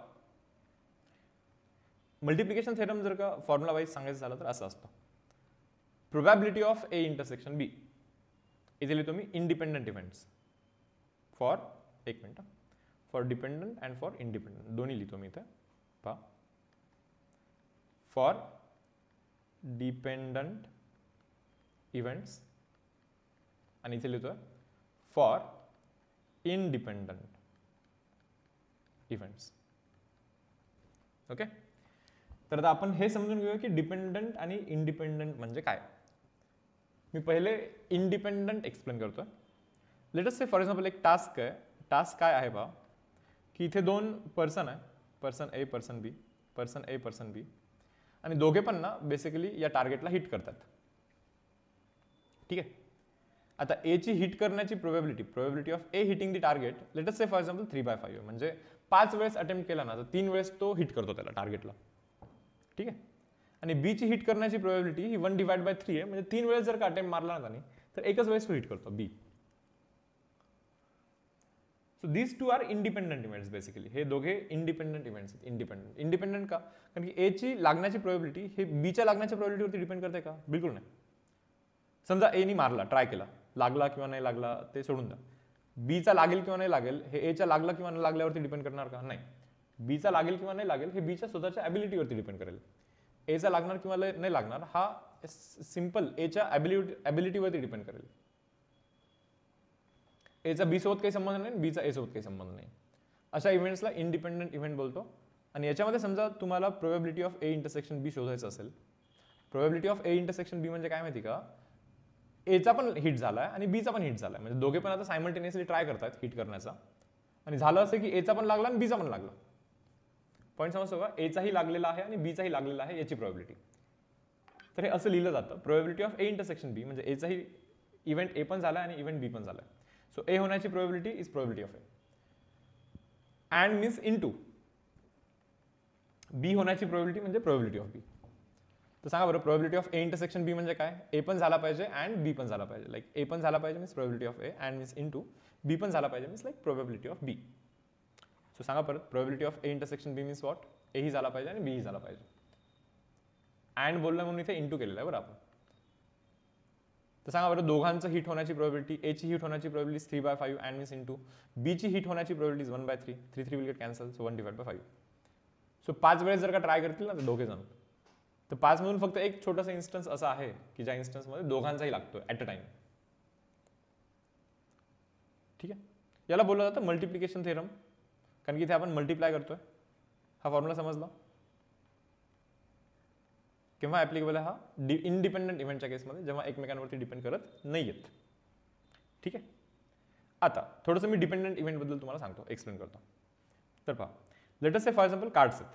काय आहेत? कार्ड्स. कार्ड माहिती ना, 52 कार्ड्स असतात. 52 कार्ड्स असतात. त्याच्यामध्ये 13 क्लब असतात. क्लब हे 13 असतात. ओके. त्याच्यानंतर स्पेड असतात. ओके. स्पेड 13 स्पेड असतात. 13 हार्ट असतात. अँड देन 13 डायमंड असतात. 13 हे आपले डायमंड असतात. ठीक आहे. टास्क मुलांना आता आपला हा आहे की आपण 2 कार्ड काढणार आहेत. किती कार्ड काढणार आहेत? 2 कार्ड. 2 कार्ड काढतोय म्हणजे like let us say for example person A आणि पर्सन बी आहे. पर्सन ए जाऊन कार्ड काढतोय, मग त्याच्यानंतर पर्सन बी जाऊन कार्ड काढतोय. ठीक आहे. तर पर्सन बी ला डायमंड येण्याची प्रोबॅबिलिटी ही डिपेंड करते पर्सन ए ला काय आला आहे त्याच्यावरती. हे पहा, मी रिपीट करतो. पर्सन ए जाऊन कार्ड काढणार आहे आणि पर्सन बी पण एक कार्ड काढणार आहे. पण पर्सन ए पहिले काढणार आहे आणि पर्सन बी नंतर काढणार आहे. समजलं? आता समजा पर्सन ए जाऊन एक कार्ड काढतोय. आता त्याला समजा late us say for example स्पेड निघाला. किती निघाला? स्पेड निघाला. पर्सन एला स्पेड निघाला. आता मला सांगा बरं, पर्सन बी ला डायमंड निघण्याची प्रोबॅबिलिटी, डायमंड किती आहेत? 13 आहेत की नाही डायमंड? आणि टोटल कार्ड किती आहेत? 51 कार्ड्स आहेत. कारण की 52 होते, त्यातला एक कार्ड पर्सन एने घेऊन गेला. हे समजलं? सो पर्सन बी ला डायमंड निघण्याची प्रोबॅबिलिटी हे डिपेंड करते पर्सन ए ला काय निघाला आहे त्याच्यावरती. समजा पर्सन ए ला जर का डायमंड निघाला असता तर, हे पर्सन ए ला जर का डायमंड निघाला असता तर, आता सांगा बरं, पर्सन बी ला डायमंड निघण्याची प्रोबॅबिलिटी किती? डायमंड तर आता 12च राहिले ना, कारण की एक डायमंड याला गेला आणि कार्ड टोटल 51 राहिले, 51. सो पर्सन बी ला डायमंड निघण्याची probability is 12 divide by 51. So probability of person B depends on person A. Person B ची प्रोबॅबिलिटी ही पर्सन ए ला काय निघालेलं आहे याच्यावरती डिपेंड करते. सो आपण याला लिहित असं असतो, बघा मी इथे लिहितो, A intersection B, probability of A intersection B म्हणजे ए ही झाला पाहिजे अँड मीन्स इंटू बी पण झाला पाहिजे. म्हणजे पहिले ए होऊ देत अँड मीन्स इंटू, मग आता बी होण्याची probability given that A has already occurred. A झाल्यानंतर बी होण्याची प्रोबॅबिलिटी काय ती लिहायची आपल्याला तिथे. याला तुम्ही असंही लिहू शकता, probability of A intersection B म्हणजे ए पण आणि बी पण दोघे झाले पाहिजे. मग पहिले बी झाला तर काही प्रॉब्लेम आहे का? नाहीये. So probability of A intersection B म्हणजे ए ही झाला पाहिजे, बी ही झाला पाहिजे. दॅट मीन्स पहिले बी झाला पाहिजे अँड मीन्स इंटू, मग आता ए झाला पाहिजे given that B has already occurred. बी झाल्यानंतर ए होण्याची प्रोबॅबिलिटी काय. ओके. सो हे रिप्रेझेंटेशन आहे असं इथे. हे बघा, probability of A intersection B जो आहे ना, त्याला आपण probability of A into probability of B असे लिहू शकतो, किंवा त्याला probability of B into probability of A पण लिहू शकतो. म्हणजे पहिले बी झाला पाहिजे, मग नंतर ए झाला पाहिजे. आता इथे मला गरज नाहीये ए झाला पाहिजे गिवन दॅट बी झाला पाहिजे असं सांगण्याची गरज नाहीये, कारण की बी होऊ दे किंवा नाही होऊ दे, ए होण्याची प्रोबॅबिलिटी ही बी वरती डिपेंडच नाही करणार. सो सांगून काय अर्थ आहे? म्हणून सांगण्याची गरज नाहीये तिथे, असा याचा अर्थ आहे. येस स्टुडंट्स, तर पहा हा पॉईंट क्लिअर आहे सर्वांना. This is for dependent and this is for independent. आता मी एक काम करतो, काही न्यूमेरिकल्स घेतो. तर पहा हा वाला. ठीक आहे. अ की बंच कंटेन्स 10 keys. 10 की आहेत, ऑफ विच ओनली 1 की कॅन ओपन द डोअर. एकच की चांगली, बाकी 9 खराब आहेत. A man tries to open the door by choosing a key at random and discarding the wrong key after each trial. म्हणजे समजा 10 कीज आहेत ना, तर तो ट्राय करतो, डोअर ओपन नाही झाला तर तो की फेकून देतो, बरोबर. मग तो फेकतो, मग परत 9 कीज राहतात, मग परत ट्राय करतो, मग परत ओपन नाही झाला तर परत फेकतो. So what is the probability that door is open in the 5th trial? What is the probability that door is open in the 5th trial? 5व्या ट्रायलला डोअर ओपन होण्यासाठी पहिला ट्रायल हा फेल गेला पाहिजे अँड मीन्स इंटू, दुसरा पण fail गेला पाहिजे अँड मीन्स इंटू, तिसरा पण फेल गेला पाहिजे अँड मीन्स इंटू, चौथाही फेल गेला पाहिजे अँड मीन्स इंटू, 5व्या ट्रायलला ओपन झाला पाहिजे. ठीक आहे. टोटल 10 कीज आहेत, त्यातला 9 खराब आहेत आणि एक बेसिकली चांगली आहे. मुलांना 5th ट्रायलला डोअर ओपन होण्यासाठी पहिल्या ट्रायलला नाही झाला पाहिजे, दुसऱ्याला पण फेल गेला पाहिजे, तिसरा पण फेल, चौथाही फेल आणि 5व्या ट्रायलला ओपन झाला पाहिजे. पहिला ट्रायल फेल जाण्याची प्रोबॅबिलिटी किती आहे? फेल गेला पाहिजे ना. सो पहिल्यांदा खराब की लागला पाहिजे. सो खराब की 9 आहेत, टोटल तर 10 आहेत अँड मीन्स इंटू.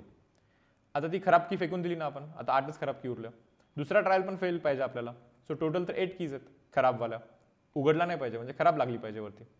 आणि टोटल किती कीज आहेत? 9 कीज आहेत. And miss in 2. आता फक्त 7च की राहिला खराब. तिसऱ्या ट्रायलला पण ओपन नाही झाला पाहिजे. सो ओपन न होणे म्हणजे फेवरेबल 7 आहेत. 7 मधली कोणती की लागली पाहिजे.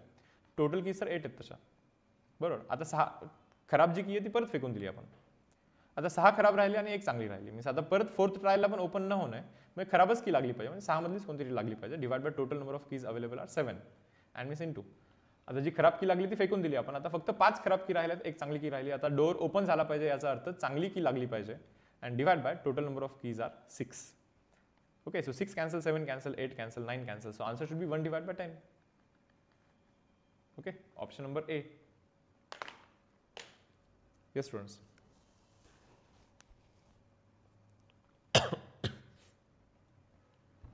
जाऊ पुढे. त्याला मल्टिप्लिकेशन थेरम बोलतो काय आपण? मल्टिप्लिकेशन थेरम हे मल्टिप्लाय करतो ना आपण. अँड मीन्स मल्टिप्लिकेशन याचा यूज करतो आपण इथे. Okay, next. हे पहा, हा क्वेश्चन परत आलाय. Find probability that year chosen at random has 53 Sundays. आता हे ट्राय करावं. हा वेगळा क्वेश्चन आहे काय पण. Find probability that year chosen at random has 53 Sundays. Year तर काही पण होऊ शकतो. हर 4 वर्षाच्या पिरियडमध्ये एक लीप इयर येतो आणि बेसिकली 3 आपले जे असतात ते नॉर्मल इयर असतात. Normal year. ओके, सांगा आता लीप इयर असण्याचा प्रोबॅबिलिटी इज 1/4. नॉर्मल इयर असण्याचा प्रोबॅबिलिटी इज 3/4. पहा पहिले हा पॉईंट तुम्हाला समजतो का? पहा, ठीक आहे. Find probability that year chosen at random has 53 Sundays. Leap year chosen at random नाही बोलला किंवा normal year chosen at random has 53 Sunday असं विचारलेलं नाहीये. इयर चूजन ॲट रँडम बोलताय म्हणजे कोणता इयर असू शकतो तो. पहिली गोष्ट तुम्ही हे पहा, आपण लीप इयरमध्ये 53 संडे असण्याची प्रोबॅबिलिटी शोधू. पहा इथे लीप इयरमध्ये 53 संडे असण्याची प्रोबॅबिलिटी शोधू. इथे नॉर्मल इयरमध्ये 53 संडे असण्याची प्रोबॅबिलिटी शोधू. लीप इयरमध्ये काय होतं? 366 डेज असतात, म्हणजे 364 डेज प्लस 2 डेज, बरोबर. म्हणजे 364 डेज डिवाइड बाय 2 एवढे वीक्स असतात, प्लस 2 एक्स्ट्रा दिवस असतात. आता हा डिव्हिजन केला ना तर हा डिव्हिजन 52 वीक्स वरती येतो, प्लस एक्स्ट्रा 2 दिवस आहेत. सो लीप इयरमध्ये 366 दिवस आहेत. 366 days means 364 plus 2 extra days. 364 divide by 7 कराल इथे, एवढे वीक्स येतात म्हणजे 52 वीक्स येतात आणि 2 एक्स्ट्रा दिवस आहेत. तर 52 वीकमध्ये 52 संडे तर असणारच आहेत. आता 53 संडे आहेत की नाही हे डिपेंड करेल सर्व काही या राहिलेल्या 2 दिवसांवरती. आता राहिलेले 2 दिवस काय होऊ शकतात सांगा मला.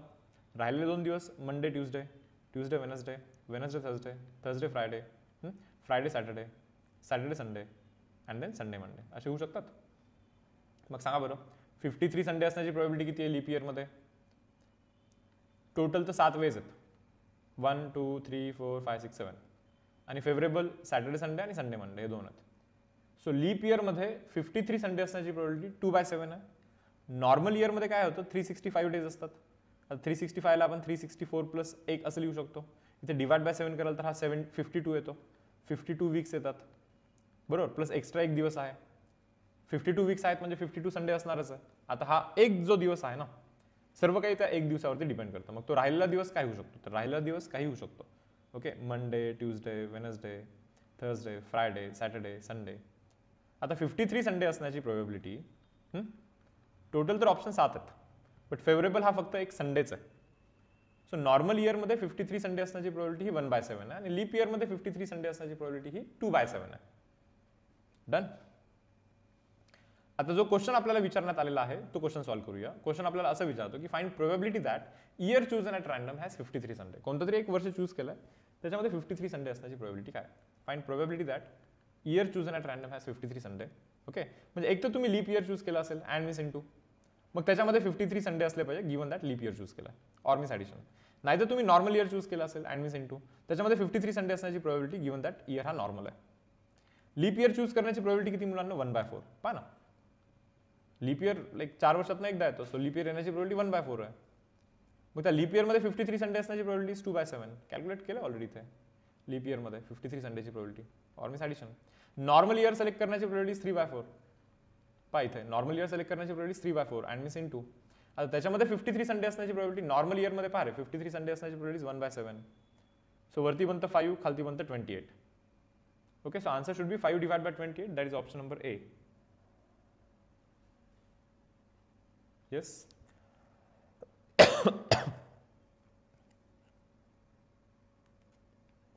हा सम समजला का रे?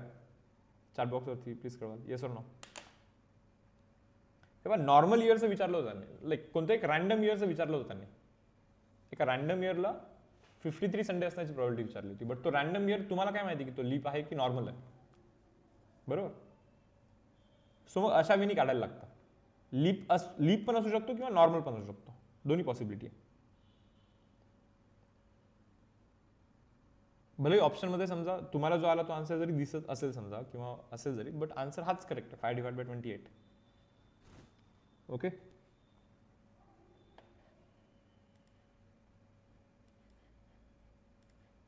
चलो नेक्स्ट. हा पहा आता. Probability that A and B will die within a year are. हे पहा, ए एका वर्षात मरतोय याची प्रोबॅबिलिटी पी आहे. बी एका वर्षात मरतोय याची प्रोबॅबिलिटी क्यू आहे. म्हणजे ए जिवंत राहतोय याची प्रोबॅबिलिटी किती? 1 मायनस पी. हे पहा, एक तर ए जिवंत राहील ऑर मीन्स ॲडिशन, नाहीतर ए मरेल. तर दोघांचं प्रोबॅबिलिटीचं ॲडिशन 1 होईल ना. एक तर जिवंत राहील किंवा मरेल, आणखीन काय होऊ शकतं, बरोबर. सो जिवंत राहण्याची probability is equal to 1 minus, हा तिकडे जाईल ना, मरण्याची प्रोबॅबिलिटी. सो 1 मायनस मरण्याची प्रोबॅबिलिटी पी.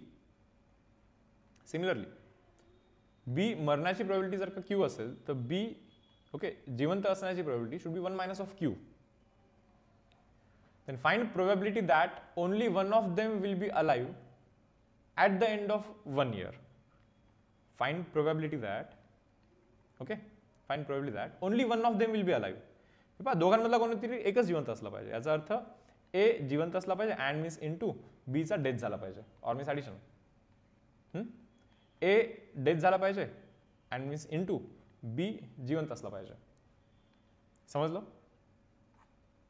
आता सांगा बरं मला, ए जिवंत असण्याची प्रोबॅबिलिटी किती? 1 मायनस ऑफ पी. बीचा डेथ होण्याचा प्रोबॅबिलिटी किती? क्यू.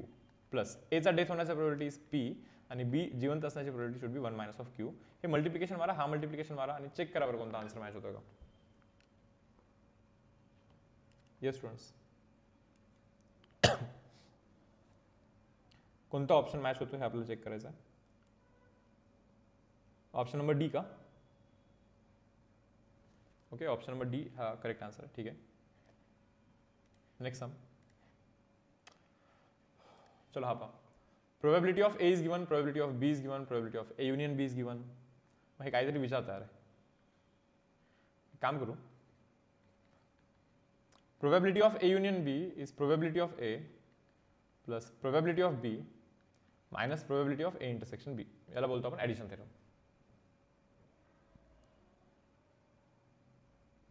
ठीक आहे, चेक करा.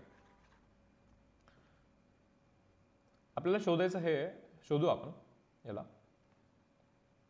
पहिले ए दिलाय, बी दिलाय, ए युनियन बी दिलाय, तर आपलं काम बनतं आपण ए इंटरसेक्शन बी आता शोधलं पाहिजे. इथे probability of A union B हा 3/5 आहे. प्रोबॅबिलिटी ऑफ ए हा 3/10 आहे. प्रोबॅबिलिटी ऑफ बी हा 2/5 आहे.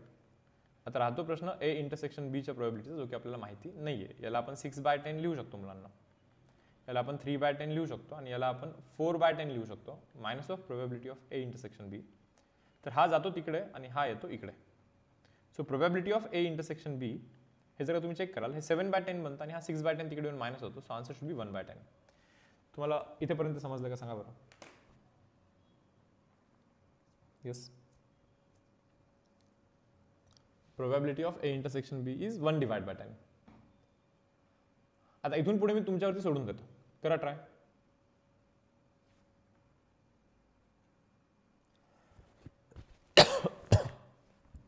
ए इंटरसेक्शन बीचं प्रोबॅबिलिटी 1/10 आहे. तर आपल्याला हे शोधायचं आहे. ठीक आहे,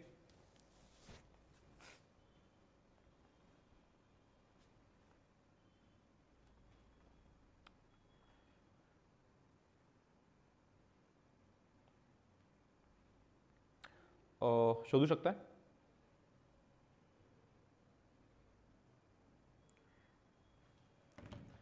ए इंटरसेक्शन बी प्रोबॅबिलिटी इज 1/10. लिहू इथे.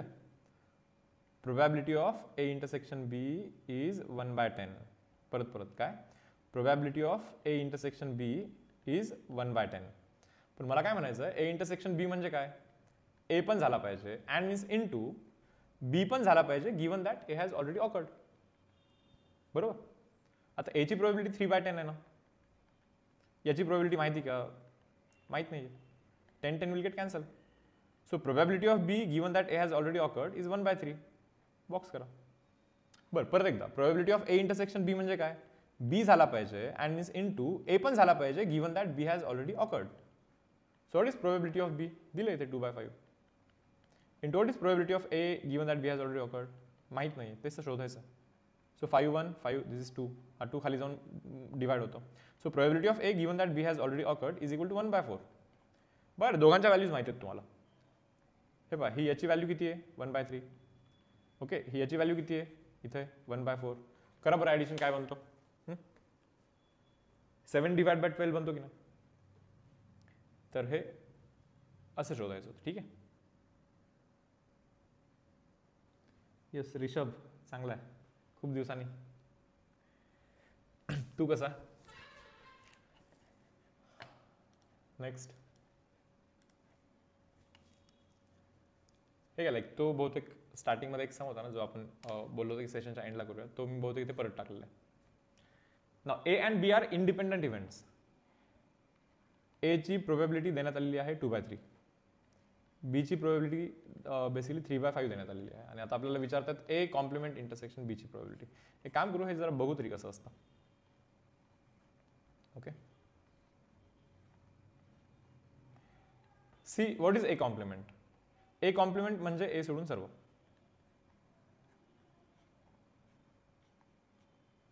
Okay, this is A complement. Okay, this is A complement intersection. What is B, B म्हणजे हा बस एवढाच. This is B. डन. आता या दोघांचा इंटरसेक्शन केलं तर काय निघणार आहे.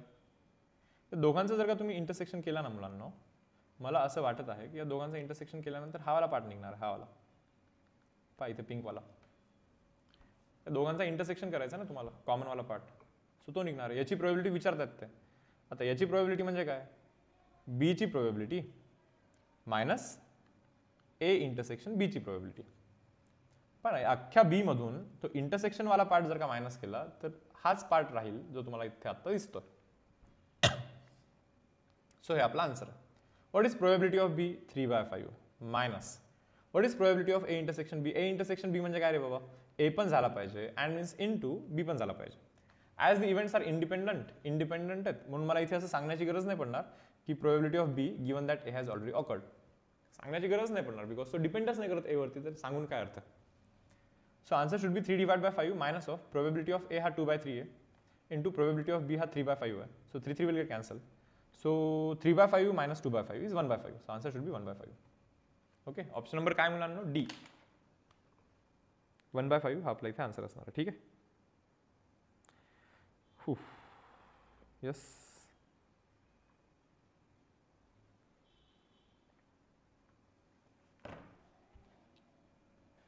चलो नेक्स्ट समला जातो. हे पहा, सिमिलर टाईपचा सम आहे, केला पण आहे असा आपण. चलो ट्राय करा. ए कॉम्प्लिमेंटची प्रोबॅबिलिटी दिली आहे, बीची प्रोबॅबिलिटी दिली आहे, याची पण प्रोबॅबिलिटी दिली आहे आणि याची प्रोबॅबिलिटी आपल्याला विचारतात. काय करू शकतो पहा, तुम्ही ट्राय करा. चला चॅट बॉक्सवरती मला कळवाल आन्सर. ठीक आहे.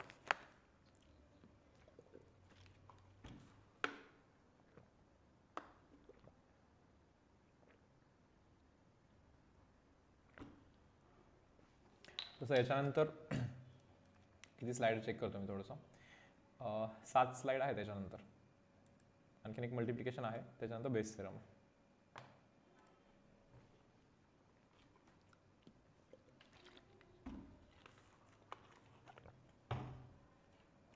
चलो पहा.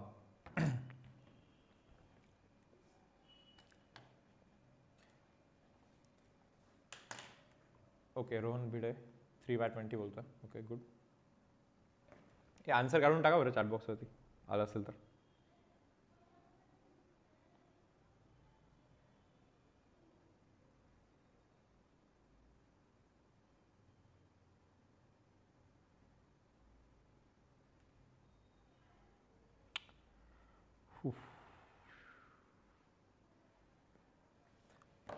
ठीक, करू मी?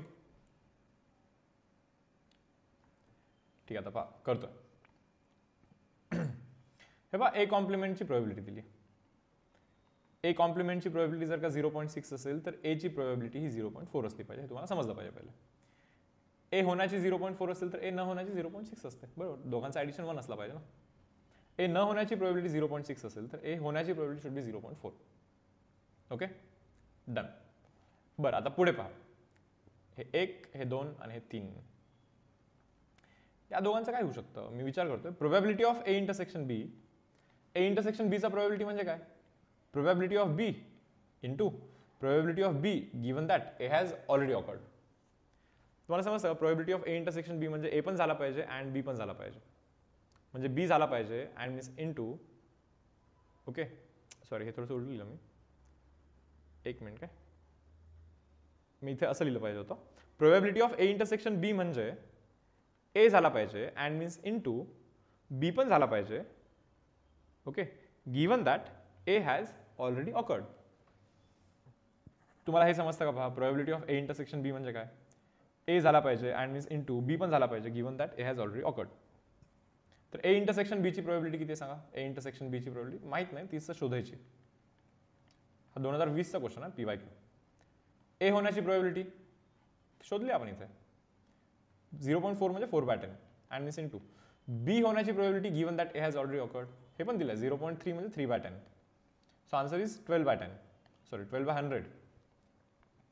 हे ए इंटरसेक्शन बीची प्रोबॅबिलिटी आहे. पण मुलांनो, ए इंटरसेक्शन बीची प्रोबॅबिलिटी ही भलेही 12/100 असेल, पण तुम्हाला माहिती असलं पाहिजे की ए इंटरसेक्शन बीची प्रोबॅबिलिटी म्हणजे बी झाला पाहिजे अँड मीन्स इंटू ए पण झाला पाहिजे given that B has already occurred. समजलं? सांगा आता, बी होण्याची प्रोबॅबिलिटी दिली आहे का? येस, 0.8 दिली आहे. म्हणजे 8/10 into probability of A given that B has already occurred is 12/100. आता कॅल्क्युलेशन करून निघतो का व्हॅल्यू? रिक्वायर्ड व्हॅल्यू निघेल.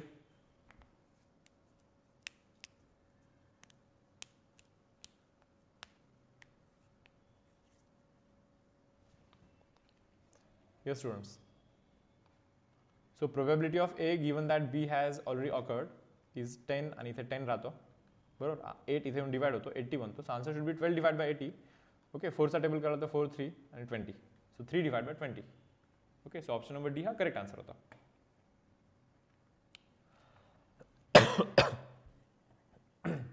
डन. चलो नेक्स्ट सम. मल्टिप्लिकेशन थेरमचा लास्ट सम आहे, याच्यानंतर बेस थेरम. ओके, दोन शेल्फ आहेत. One shelf has 5 physics and 3 biology books. एका शेल्फमध्ये 5 फिजिक्सचे बुक्स आहेत आणि 3 बायोची बुक्स आहेत. आणि एका दुसऱ्या शेल्फमध्ये 4 फिजिक्सचे बुक्स आहेत आणि 2 बायोलॉजीचे बुक्स आहेत. Then probability of drawing physics book is equal to what? तेव्हा फिजिक्स बुक काढण्याची प्रोबॅबिलिटी काय म्हणे? फिजिक्स बुक काढण्याची प्रोबॅबिलिटी काय? कशी निघते फिजिक्स बुक? पहिले तर शेल्फ नंबर 1 काढायला लागतं अँड मीन्स इंटू, मग त्याच्यातून फिजिक्स बुक काढायला लागते.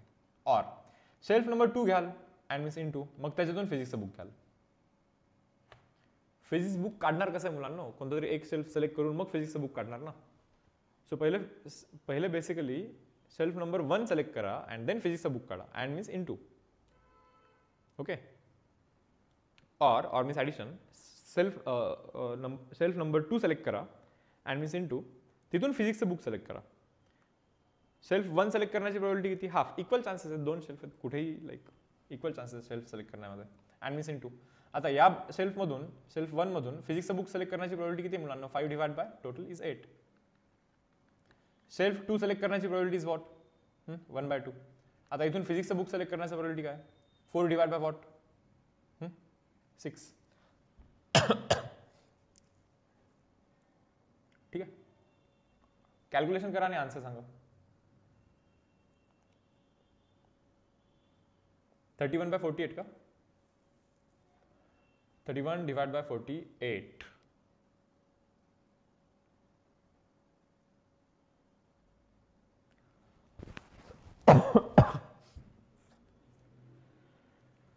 ठीक आहे, जाऊ पुढे.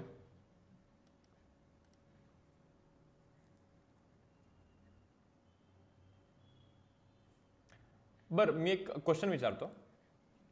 हे बेस थेरमशी काही संबंध नाही याचा. जस्ट एक सर्व सिंपल क्वेश्चन. नीट व्यवस्थित आहे का? ओके, समजा लाईक 3 हॉर्सेस आहेत, 3 हॉर्सेस आहेत. ओके, आणि त्यांची बेसिकली रेस लागलेली, तिघांमधला कोणीतरी एक जिंकणार. परत सांगा, तिघांमधला कोणीतरी एक जिंकणार आहे. Okay, horse number 1, horse number 2, horse number 3. Horse number 1 जिंकण्याची probability, let's say for example ही जर का 1/4 असेल, हॉर्स नंबर 2 जिंकण्याची प्रोबॅबिलिटी ही जर का 1/2 असेल, आणि हॉर्स नंबर 3 जिंकण्याची प्रोबॅबिलिटी ही अगेन जर का 1/4 अशी असेल. Okay, probability that horse number 1 will win is 1/4, probability that horse number 2 will win is 1/2, and probability that horse number 3 will win is 1/4. ठीक आहे. आता कोणी मला हे सांगेल की find probability that, okay, exactly one of the horse wins the race.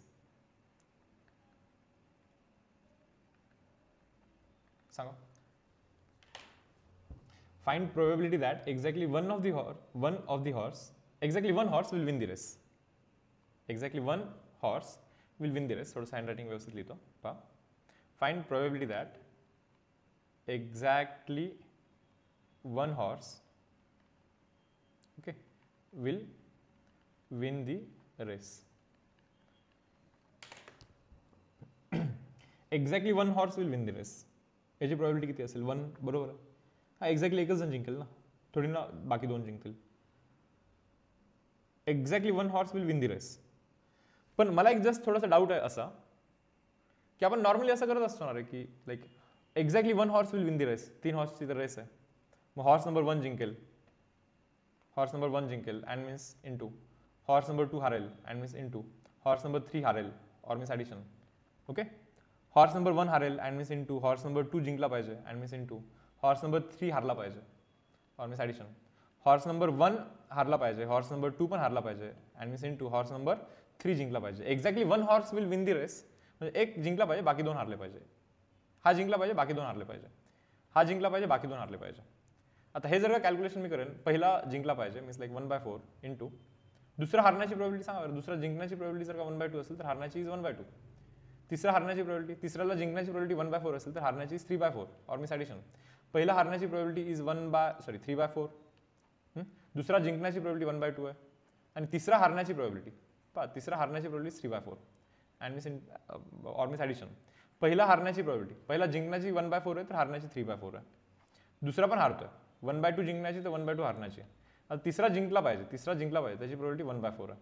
हे addition करून बघा खरंच 1 येतं का, आणि नसेल येत तर मग मला हे प्लीज जस्टिफाय करा की काय प्रॉब्लेम आहे. क्वेश्चन समजला तुम्हाला? मी विचारतोय की find probability that exactly 1 horse will win the race. Exactly एकच जिंकला पाहिजे काय कोणीतरी.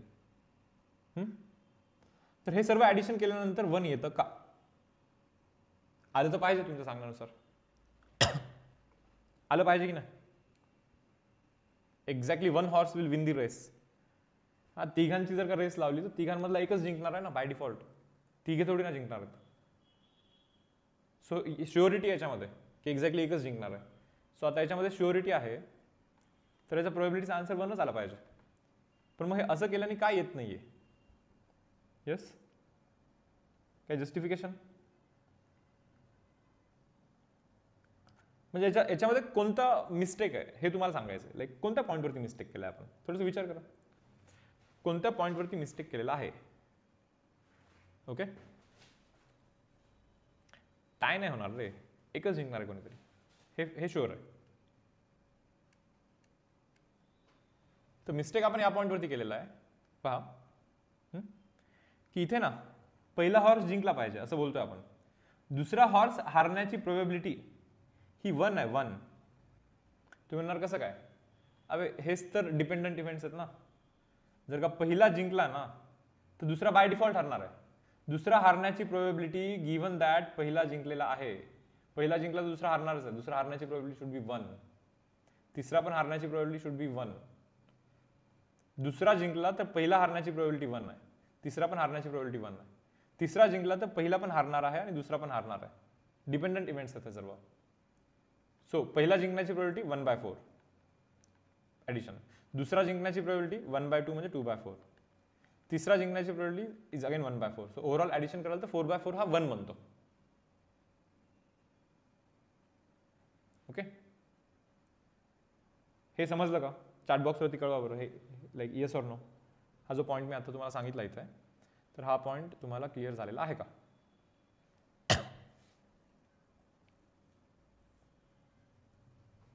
येस.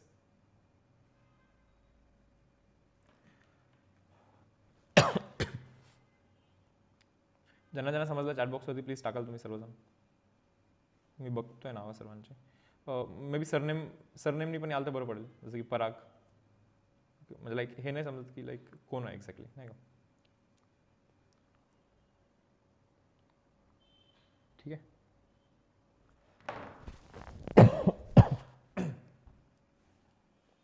बरं, आता आपण करतोय बेस थेरम, जो थोडा बहुत डिफिकल्ट वाटतो नॉर्मली मुलांना. ओके, तर पहा जसं शिकवतो एक्झॅक्टली तसंच तुम्हाला सर्वांना लक्षात ठेवायचं आहे.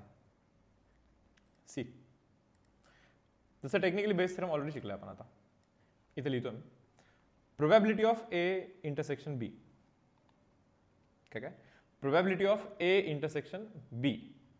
याचा अर्थ ए पण झाला पाहिजे अँड मीन्स इंटू बी पण झाला पाहिजे. लाईक हे बा, ए पण झाला पाहिजे अँड मीन्स इंटू बी पण झाला पाहिजे, given that A has already awkward.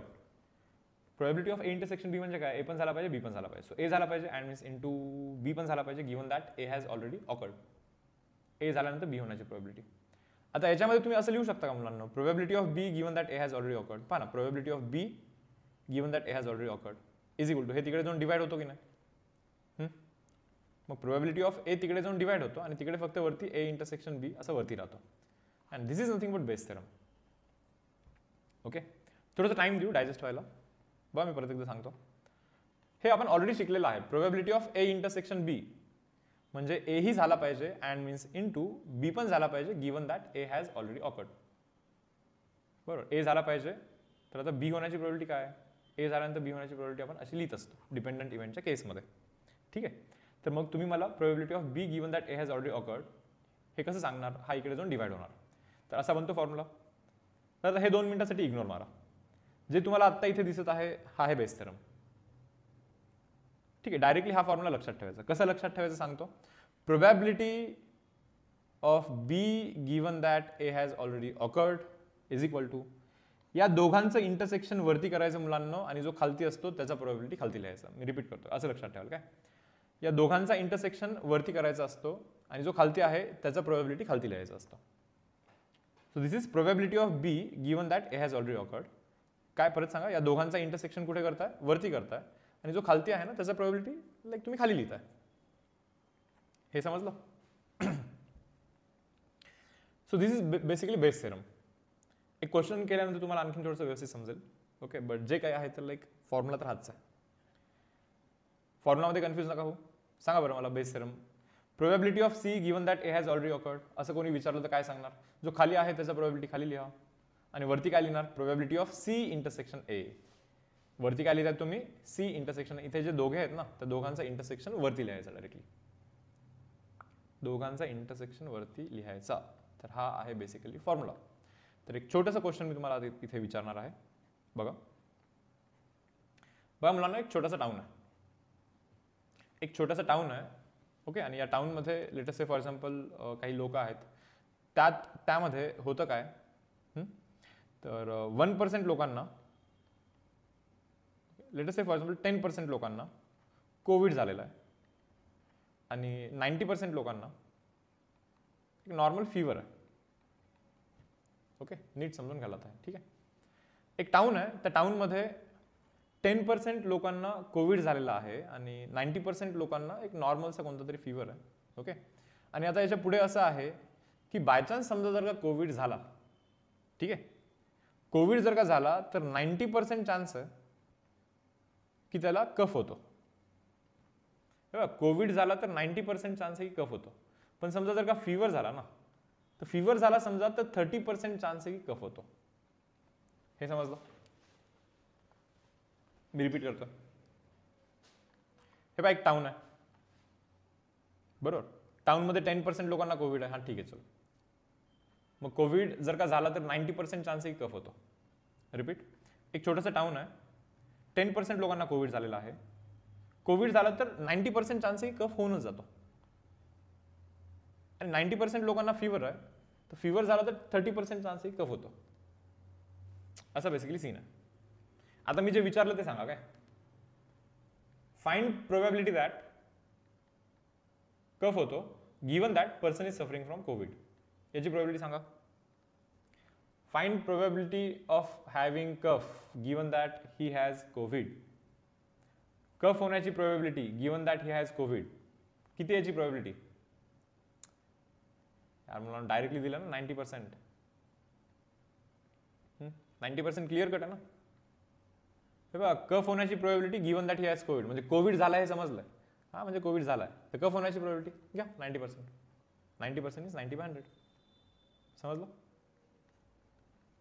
परत, find probability that person is having cough given that he has fever.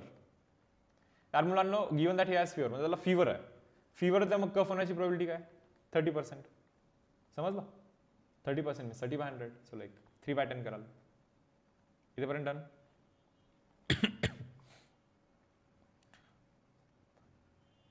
आता पुढे क्वेश्चन काय आहे बघा काय. आता पुढचा क्वेश्चन हा आहे की find probability that person is having COVID given that he has cough. आता हे तितकं सोपं नाहीये. Find probability that person is suffering from COVID given that he has cough. Given that he has cough म्हणजे त्याला कफ आहे. तर कफ आहे म्हणजे तो हा पण असू शकतो किंवा तो हा पण असू शकतो. कफ आहे म्हणजे फिवरवाला पण माणूस असू शकतो किंवा कोविडवाला पण असू शकतो. तर मग आता कोविडच आहे याची काय गॅरंटी ना. त्याची प्रोबॅबिलिटी शोधायची आपल्याला. समजा तो पुढचा पर्सन जो आहे ना, बरोबर, तर त्याला कफ आहे. त्याला कफ आहे तर फिवर पण होऊ शकतो किंवा कोविड पण होऊ शकतो, काही होऊ शकतो ना. सो आपल्याला शोधायचं तेच आहे की find probability that person is suffering from COVID given that he has cough. म्हणजे त्याला कफ आहे तर आता कोविड असण्याचे चान्सेस काय. हे शोधणे म्हणजे बेस थेरम. तुम्हाला समजतं ना, याच्यातला आणि याच्यातला डिफरन्स समजतो ना. हे तर दोघे दिलेच होते रे त्यांनी. Find probability that person is suffering from cough given that he has Covid. Covid आहे तर कफ होण्याची प्रोबॅबिलिटी काय? हा, कोविड आहे तर कफ होण्याची probability 90%. Given that he has fever. Given that म्हणजे फिवर आहे तर कफ होण्याची प्रोबॅबिलिटी काय? 30%. सिंपल आहे. आता कफ आहे तर कोविड असण्याची प्रोबॅबिलिटी काय, असा क्वेश्चन विचारण्यात येतो. आता कफ आहे तर कोविड असण्याची प्रोबॅबिलिटी विचारण्यात येत आहे. बरं, मी तुम्हाला काय सांगितलं आत्ता, खाली काय करायचं, जो खाली आहे त्याची प्रोबॅबिलिटी खाली लिहायची आणि बेसिकली वरती काय लिहायचं, तर वरती लिहायचं कोविड इंटरसेक्शन कफ. समजलं? जो खाली आहे त्याची प्रोबॅबिलिटी खाली लिहायची आणि वरती या दोघांचा इंटरसेक्शन लिहायचा, असा आपण फॉर्म्युला ऑलरेडी रटलेला आहे. कफ होण्याची प्रोबॅबिलिटी सांगा बरं. कफ कसा होतो भाऊ? कोविड थ्रू पण कफ होतो आणि फिवर थ्रू पण कफ होतो. कफ होण्यासाठी पहिले कोविड झाला पाहिजे. हे बघा, पहिले कोविड झाला पाहिजे अँड मिस इंटू, मग कफ झाला पाहिजे ऑर मिस ॲडिशन. हे बघा, पहिले फिवर झाला पाहिजे अँड मिस इंटू, मग नंतर कफ झाला पाहिजे. समजलं? आणि वरती काय, कोविड इंटरसेक्शन कफ म्हणजे काय, पहिले कोविड झाला पाहिजे अँड मिस इंटू, मग नंतर कफ झाला पाहिजे. वरती कोविड इंटरसेक्शन कफ आहे म्हणजे पहिले कोविड झाला पाहिजे अँड मिस इंटू, मग नंतर कफ झाला पाहिजे डिवाइड बाय. खाली कफ आहे, कफ होण्याची प्रोबॅबिलिटी. कफ कसाही होऊ शकतो. कोविड झाला पाहिजे मग कफ झाला पाहिजे ऑर मिस ॲडिशन, फिवर झाला पाहिजे मग कफ झाला पाहिजे. आता पहा कॅल्क्युलेशन काय म्हणतात. कोविड होण्याची probability 10% means 10/100. So 10/100 into cough होण्याची प्रोबॅबिलिटी, कोविड झाल्यानंतर कफ होण्याची probability 90/100. 90/100 whole divide by. Covid होण्याची प्रोबॅबिलिटी अगेन 10/100 इंटू कफ होण्याची प्रोबॅबिलिटी 90/100 प्लस फिवर होण्याची प्रोबॅबिलिटी मुलांना 90/100. थोडंसं दिसत नाही आता ते. इंटू फिवर झाल्यानंतर, हे बा, फिवर झाल्यानंतर कफ होण्याची प्रोबॅबिलिटी 30/100 इज 30/100. मला वाटतं हे सर्व 100 हे सर्व कॅन्सल होतील. वरती बनतो 900. Okay, whole divide by. खालती पहा बरं, हे 900 plus 9 into 3 2700 means 3600. 0 0 cancel. So answer should be 1/4. Answer किती येतो मुलांना? 1/4. सो कफ असेल तर कोविड असण्याची प्रोबॅबिलिटी 1/4 असा याचा अर्थ. आय होप तुम्हाला थोडं बहुत समजलेलं आहे. हँडरायटिंग थोडंसं खराब आहे तर प्लीज ॲडजस्ट करून घ्याल. हे मी काय करतो, थोडंसं काउंट ॲज्युम करून पण मी तुम्हाला एक्सप्लेन करून देतो. मी रिपीट करतो. मी काउंट ॲज्युम करतोय, काउंट. समजा त्या टाउनमध्ये 10,000 लोक आहे, 10% लोकांना कोविड, म्हणजे 10,000 लोकांच्या 10%, ठीक आहे, लोकांना कोविड म्हणजे 1,000 लोकांना कोविड आहे. किती लोकांना कोविड आहे? 1,000. म्हणजे फिवर किती लोकांना आहे? 9,000. बरोबर. 90% लोकांना काय? कफ आहे. 1,000चा 90% म्हणजे काय मुलांना? 900. याचा अर्थ 900 लोकांना काय? कफ आहे. बरोबर. 9,000चं 30% म्हणजे काय? हे का 9,000चं 30%, बरोबर, म्हणजे किती? 2700. 2700 लोकांना कफ आहे. ठीक आहे, 2700 लोकांना कफ आहे. क्वेश्चन आपला हा होता की find probability that person is suffering from COVID given that he has cough. Given that he has cough याचा अर्थ काय? कफ आहे म्हणजे एक तर तो 2700 मधला असेल, नाही तर 900 मधला असेल. एक तर तो 2700 मधला असेल नाही तर 900 मधला असेल. Given that he has cough म्हणजे आपले डोळे त्या 3600 लोकांकडे आहेत आता ज्यांना कफ आहे. आता वरती कोविड, आपल्याला फेवरेबल कोविड पाहिजे ना. कोविड किती लोकांना आहे? 900 लोकांना. हे असे कफ वाले ज्यांना कोविड आहे. सो ओव्हरऑल हे कॅल्क्युलेशन कराल तर 1/4च येणार ना. सो हे बेसिकली लॉजिक आहे त्याच्या मागचं. ज्यावेळेस हे सांगतात ना आपल्याला की find probability that person is suffering from COVID given that he has cough. Given that he has cough म्हणजे त्याला कफ आहे ऑलरेडी. म्हणजे आपले डोळे या 900 आणि या 2700 लोकांवरतीच आहेत आता, कफ आहे म्हणून. सो टोटल 3600 लोकांवरती आपले डोळे आहेत आणि आपल्याला पाहिजे की लाईक कोविड झाला पाहिजे त्याला, अशी आपली इच्छा आहे. सो वरती 900 घेतलं पाहिजे, फेवरेबल 900 आहेत. बरोबर. आता याचे काय करतोय मी? हे पहा, 1 2 3 4, एक 4 सम बाकी फक्त आता. तर मी बेस थेरमचे पहिले हे 2 सम करून दाखवतोय. ओके, आणि त्याच्यानंतर odds in favour, odds against. हे मला वाटतं मी तुम्हाला थोडंसं होमवर्क देतो. Suppose that 5% men and 25% women have grey hairs. एक छोटंसं टाउन आहे may be. 5% men and 25% women have gray hair. A gray hair person is selected at random. Okay, gray hair person is selected at random. Gray hair. Okay, gray hair आहेत त्याला. If there are equal number of males and females. पहिले ना ही एक diagram काढता आली पाहिजे बरं तुम्हाला. बरोबर. एक टाउन आहे. टाउन मध्ये मेल असण्याची प्रोबॅबिलिटी किती? हाफ. आणि टाउन मध्ये फिमेल असण्याची प्रोबॅबिलिटी किती? हाफ. अर्धे मेल आहेत, अर्धे फिमेल आहेत. सांगा बरं, आता मेल असेल तर 5% लोकांना ग्रे हेअर आहेत, म्हणजे ग्रे हेअर असण्याची प्रोबॅबिलिटी किती? 5%. आणि समजा ती फिमेल असेल तर ग्रे हेअर असण्याची प्रोबॅबिलिटी किती? 25%. ग्रे हेअर असण्याची प्रोबॅबिलिटी.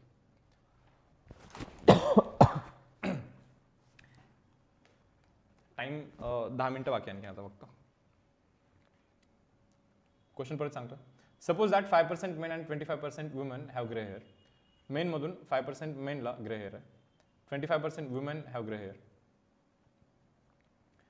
जे काही फिमेल आहेत, वुमेन आहेत, त्यांच्यामध्ये 25% लोकांना ग्रे हेअर आहेत. जे काही मेन आहेत त्यांच्यामध्ये 5% लोकांना ग्रे हेअर आहेत. ते म्हणतात की इक्वल चान्सेस आहेत म्हणे. मेल पण हाफ चान्स आहे, फिमेल पण हाफ चान्स आहे. इक्वल डिस्ट्रीब्युशन आहे. अर्धे माणसं आहे, अर्धे लाईक लेडीज आहेत. ठीक आहे. विचारलं काय? then the probability that person selected being men is equal to what? हे बघा, given that a gray hair person is selected at random, म्हणजे ग्रे हेअर आहे हे माहिती आहे, तर मेन असण्याची प्रोबॅबिलिटी काय? ग्रे हेअर आहे, सो वुमन पण असू शकते. सो मेन असण्याची प्रोबॅबिलिटी काय? हा फॉर्म्युला तर क्लिअर आहे. जे खाली आहे त्याची प्रोबॅबिलिटी खाली. ओके, आणि वरती काय दिलं पाहिजे आपण? Main intersection grey. आता मेन असण्याची प्रोबॅबिलिटी किती? मेन इंटरसेक्शन ग्रे म्हणजे समजतं ना, मेन असला पाहिजे अँड मीन्स इंटू ग्रे असले पाहिजे hair, divide by. Grey hair असण्याची प्रोबॅबिलिटी कशी काढणार? एक तर मेन असला पाहिजे आणि मग परत ग्रे हेअर असले पाहिजे, ऑर मीन्स ॲडिशन. वुमन असेल तरी चालेल आणि ग्रे हेअर असेल तरी चालेल. आता हे कॅल्क्युलेशन आपल्याला करायचे आहेत. आता पहा, मेन असण्याची प्रोबॅबिलिटी हाफ.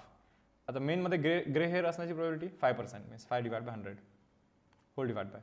मेन असण्याची प्रोबॅबिलिटी पहा परत, मेन असण्याची probability is again half.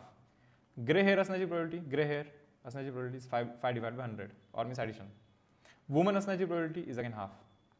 Okay, आता त्या वुमनमध्ये ग्रे हेअर असण्याची probability is 25%, 25 divide by 100. So 200, this 200 and this 200 cancel. So वरती बनतो 5 आणि खालती बनतो 30. So answer should be 1 divide bye 6. काही रॉंग केलं का मी? येस.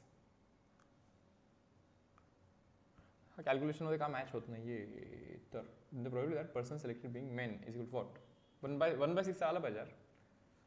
ओके मे बी इथे हा बुक टाईप करून घेतला होता ना 2020चा. ओके तर ते टायपिंगमध्ये मे बी हा मिस्टेक असणार आहे. एक तर टायपिंगमध्ये मिस्टेक आहे और मे बी इथे समथिंग करेक्शन आहे बहुतेक. इथे मला वाटतं इथे 50% जर का तुम्ही कराल ना 50% तर बहुतेक आन्सर मॅच होतो. 50% की 15% समथिंग असं काहीतरी आहे. ओके समजा मी इथे 50% केलं असतं ना वरती तर काय झालं असतं इथे वरती बहुतेक 50 बनला असता खाली पण बहुतेक 50 बनला असता आय गेस करेक्ट. तर 50/75 बनला असतं सो 2/3 बनला असतं. नाही हे पण मॅच होणार नाही आहे. काहीतरी इथे एक छोटा मोठा काहीतरी करेक्शन आहे बहुतेक या पर्सेंटेजमध्ये आणि ते पण स्पेशली इथे काहीतरी करेक्शन आहे. ठीक आहे बट खैर जो क्वेश्चन इथे प्रिंट झालेला आहे त्याच्यानुसार जो आन्सर आहे तो आहे 1/6. हे तुम्ही आधी व्यवस्थित समजून घ्याल. ठीक आहे हा 2020चा क्वेश्चन होता ॲक्च्युली. ठीक आहे मला वाटतं थोडंसं थांबू शकतो का आपण. हा जो क्वेश्चन आहे PYQचा आहे. व्हिडिओ सोल्युशनमध्ये तुम्हाला हा मिळून जाईल. हा PYQ मधला क्वेश्चन आहे. व्हिडिओ सोल्युशन जो ऑलरेडी आपण अपलोड केलेला आहे त्याच्यामध्ये हा मिळून जाईल. ओके आणि त्याच्यानंतर एकच आर्टिकल राहतो ऑड्स इन फेवर आणि ऑड्स अगेन्स्ट इव्हेंट. हे मी काय करतो थोडंसं ओरली पटकन सांगून देतो. ठीक आहे पहा समजा A आणि B असे दोन latest say for example players आहेत ज्यांच्यामध्ये मॅच होत आहे बरोबर. समजा त्यांच्यामध्ये latest say for example 7 matches झाल्या 7 तर त्यातला A 4 जिंकतोय आणि B 4 जिंकतोय. याचा अर्थ A 3 हारतोय आणि B 4 हारतोय. पहा तुम्हाला हे समजलं. A आणि B मध्ये सर्टन गेम होतोय कोणता तरी मे बी चेस होतोय सर्टन कोणताही गेम असेल समजा. ठीक आहे तर 7 वेळेस गेम होतोय 4 वेळेस A जिंकतोय 3 वेळेस A हारतोय. ओके B 3 वेळेस जिंकतोय 4 वेळेस हारतोय. तर 3 वेळेस हारतोय म्हणजे हा 3 वेळेस जिंकतोय. हा 4 वेळेस जिंकतोय म्हणजे हा 4 वेळेस हारतोय. आता इथे असं लिहिलं जातं पहा odds in favour of A winning against B is equal to पहा काय odds in favour of A winning against B. In favour आहे ना इन फेवर ऑफ विनिंग ना सो वरती विनिंग वाले वेज लिहिले पाहिजे. आता A कितीदा जिंकतोय 4दा आणि खालती किती वेळेस हारतोय ते लिहिलं पाहिजे. परत सांगा odds in favour of B winning against A हे सांगा बरं. Odds in favour of B winning against A. In favour of B winning in favour आहे ना सो वरती विनिंग वाले वेज लिहिले पाहिजे आणि खालती किती वेज मध्ये हारतोय ते लिहिले पाहिजे. B बद्दल बोलतो बरं आपण. Odds in favour of B. B कितीदा जिंकतोय मुलांना 3दा आणि कितीदा हारतोय तर 4दा हारतोय. ठीक आहे then odds against A. Okay odds against A. Okay odds against A winning against B. हे बघा हे ऑड्स अगेन्स्ट आहे. ऑड्स अगेन्स्ट A विनिंग म्हणजे Aच्या विनिंगच्या अगेन्स्ट आहे. मग वरती काय लिहिलं पाहिजे माहिती का A किती वेळेस हारतोय तर 3 वेळेस हारतोय आणि 4 वेळेस जिंकतोय. सिमिलरली Bचं काही लिहित नाही मी आता इथे. तर हे याचे अर्थ तुम्हाला समजले पाहिजे. एक मी तुम्हाला वापरून पण दाखवतोय. ओके पहा repeat odds in favour of A winning against B. Odds in favour of A winning against B. In favour आहे A जिंकण्याच्या फेवरमध्ये सो A जिंकणे किती वेळेस जिंकतोय वरती लिहिलं पाहिजे आणि A किती वेळेस हारतोय ते खालती लिहिलं पाहिजे. Odds in favour of B winning against A. In favour आहे Bच्या इन फेवर आहे. ओके सो B किती वेळेस जिंकतोय आणि किती वेळेस हारतोय ते खाली लिहिलं पाहिजे. ऑड्स अगेन्स्ट जर का बोललं तर वरती A किती वेळेस हारतोय ते लिहिलं पाहिजे आणि खालती किती वेळेस जिंकतोय ते लिहिलं पाहिजे. ठीक आहे एखाद क्वेश्चन मी तुम्हाला करून दाखवतो. हे पहा A is equal to B are independent events such that odds in favour of A.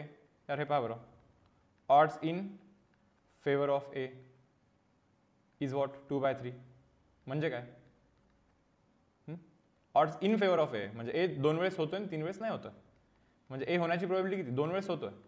Total 5 मधून 2 वेळेस होतोय. समजलं का ऑड्स अगेन्स्ट B पहा ऑड्स अगेन्स्ट B किती आहे 4/5. अगेन्स्ट म्हणजे काय 4 वेळेस होत नाही 5 वेळेस होतं मग म्हणजे बी होण्याची प्रोबॅबिलिटी किती मुलांना 5 डिवाइड बाय टोटल 9. आपल्याला विचारण्यात येत आहे probability of A intersection B. A intersection B म्हणजे probability of A into probability of B. सांगा एची प्रोबॅबिलिटी 2/5 इंटू बीची probability 5/9. So answer should be what 2/9. आहे 2/9. Option number C.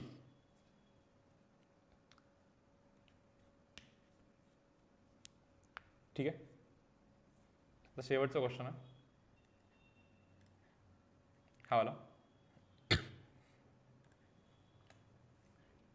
बा काय म्हणताय. If A B C are the 3 events one of which must and only one can happen.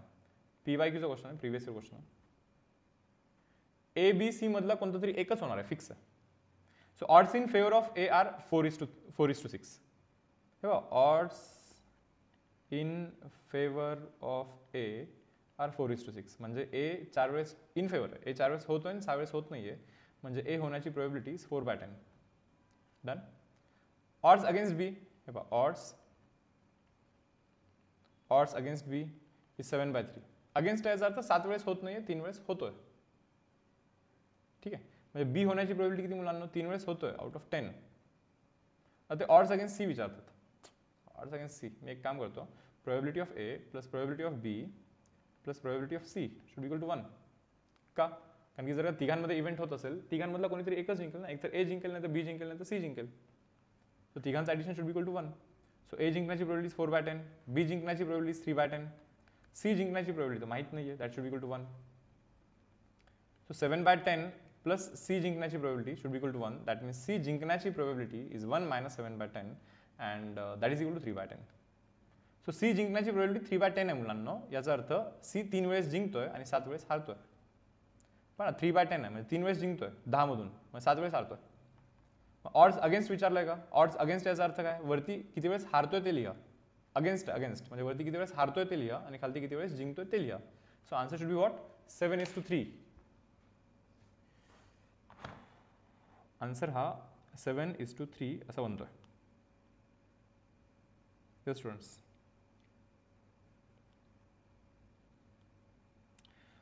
Okay. So I hope probability बऱ्यापैकी समजलेला आहे. Okay. Article तसे मी सर्व घेतलेत, यातले कोणताही आर्टिकल स्किप केलेला नाहीये. ऑलमोस्ट किती आता 2.25 तासाचं सेशन झालेलं आहे.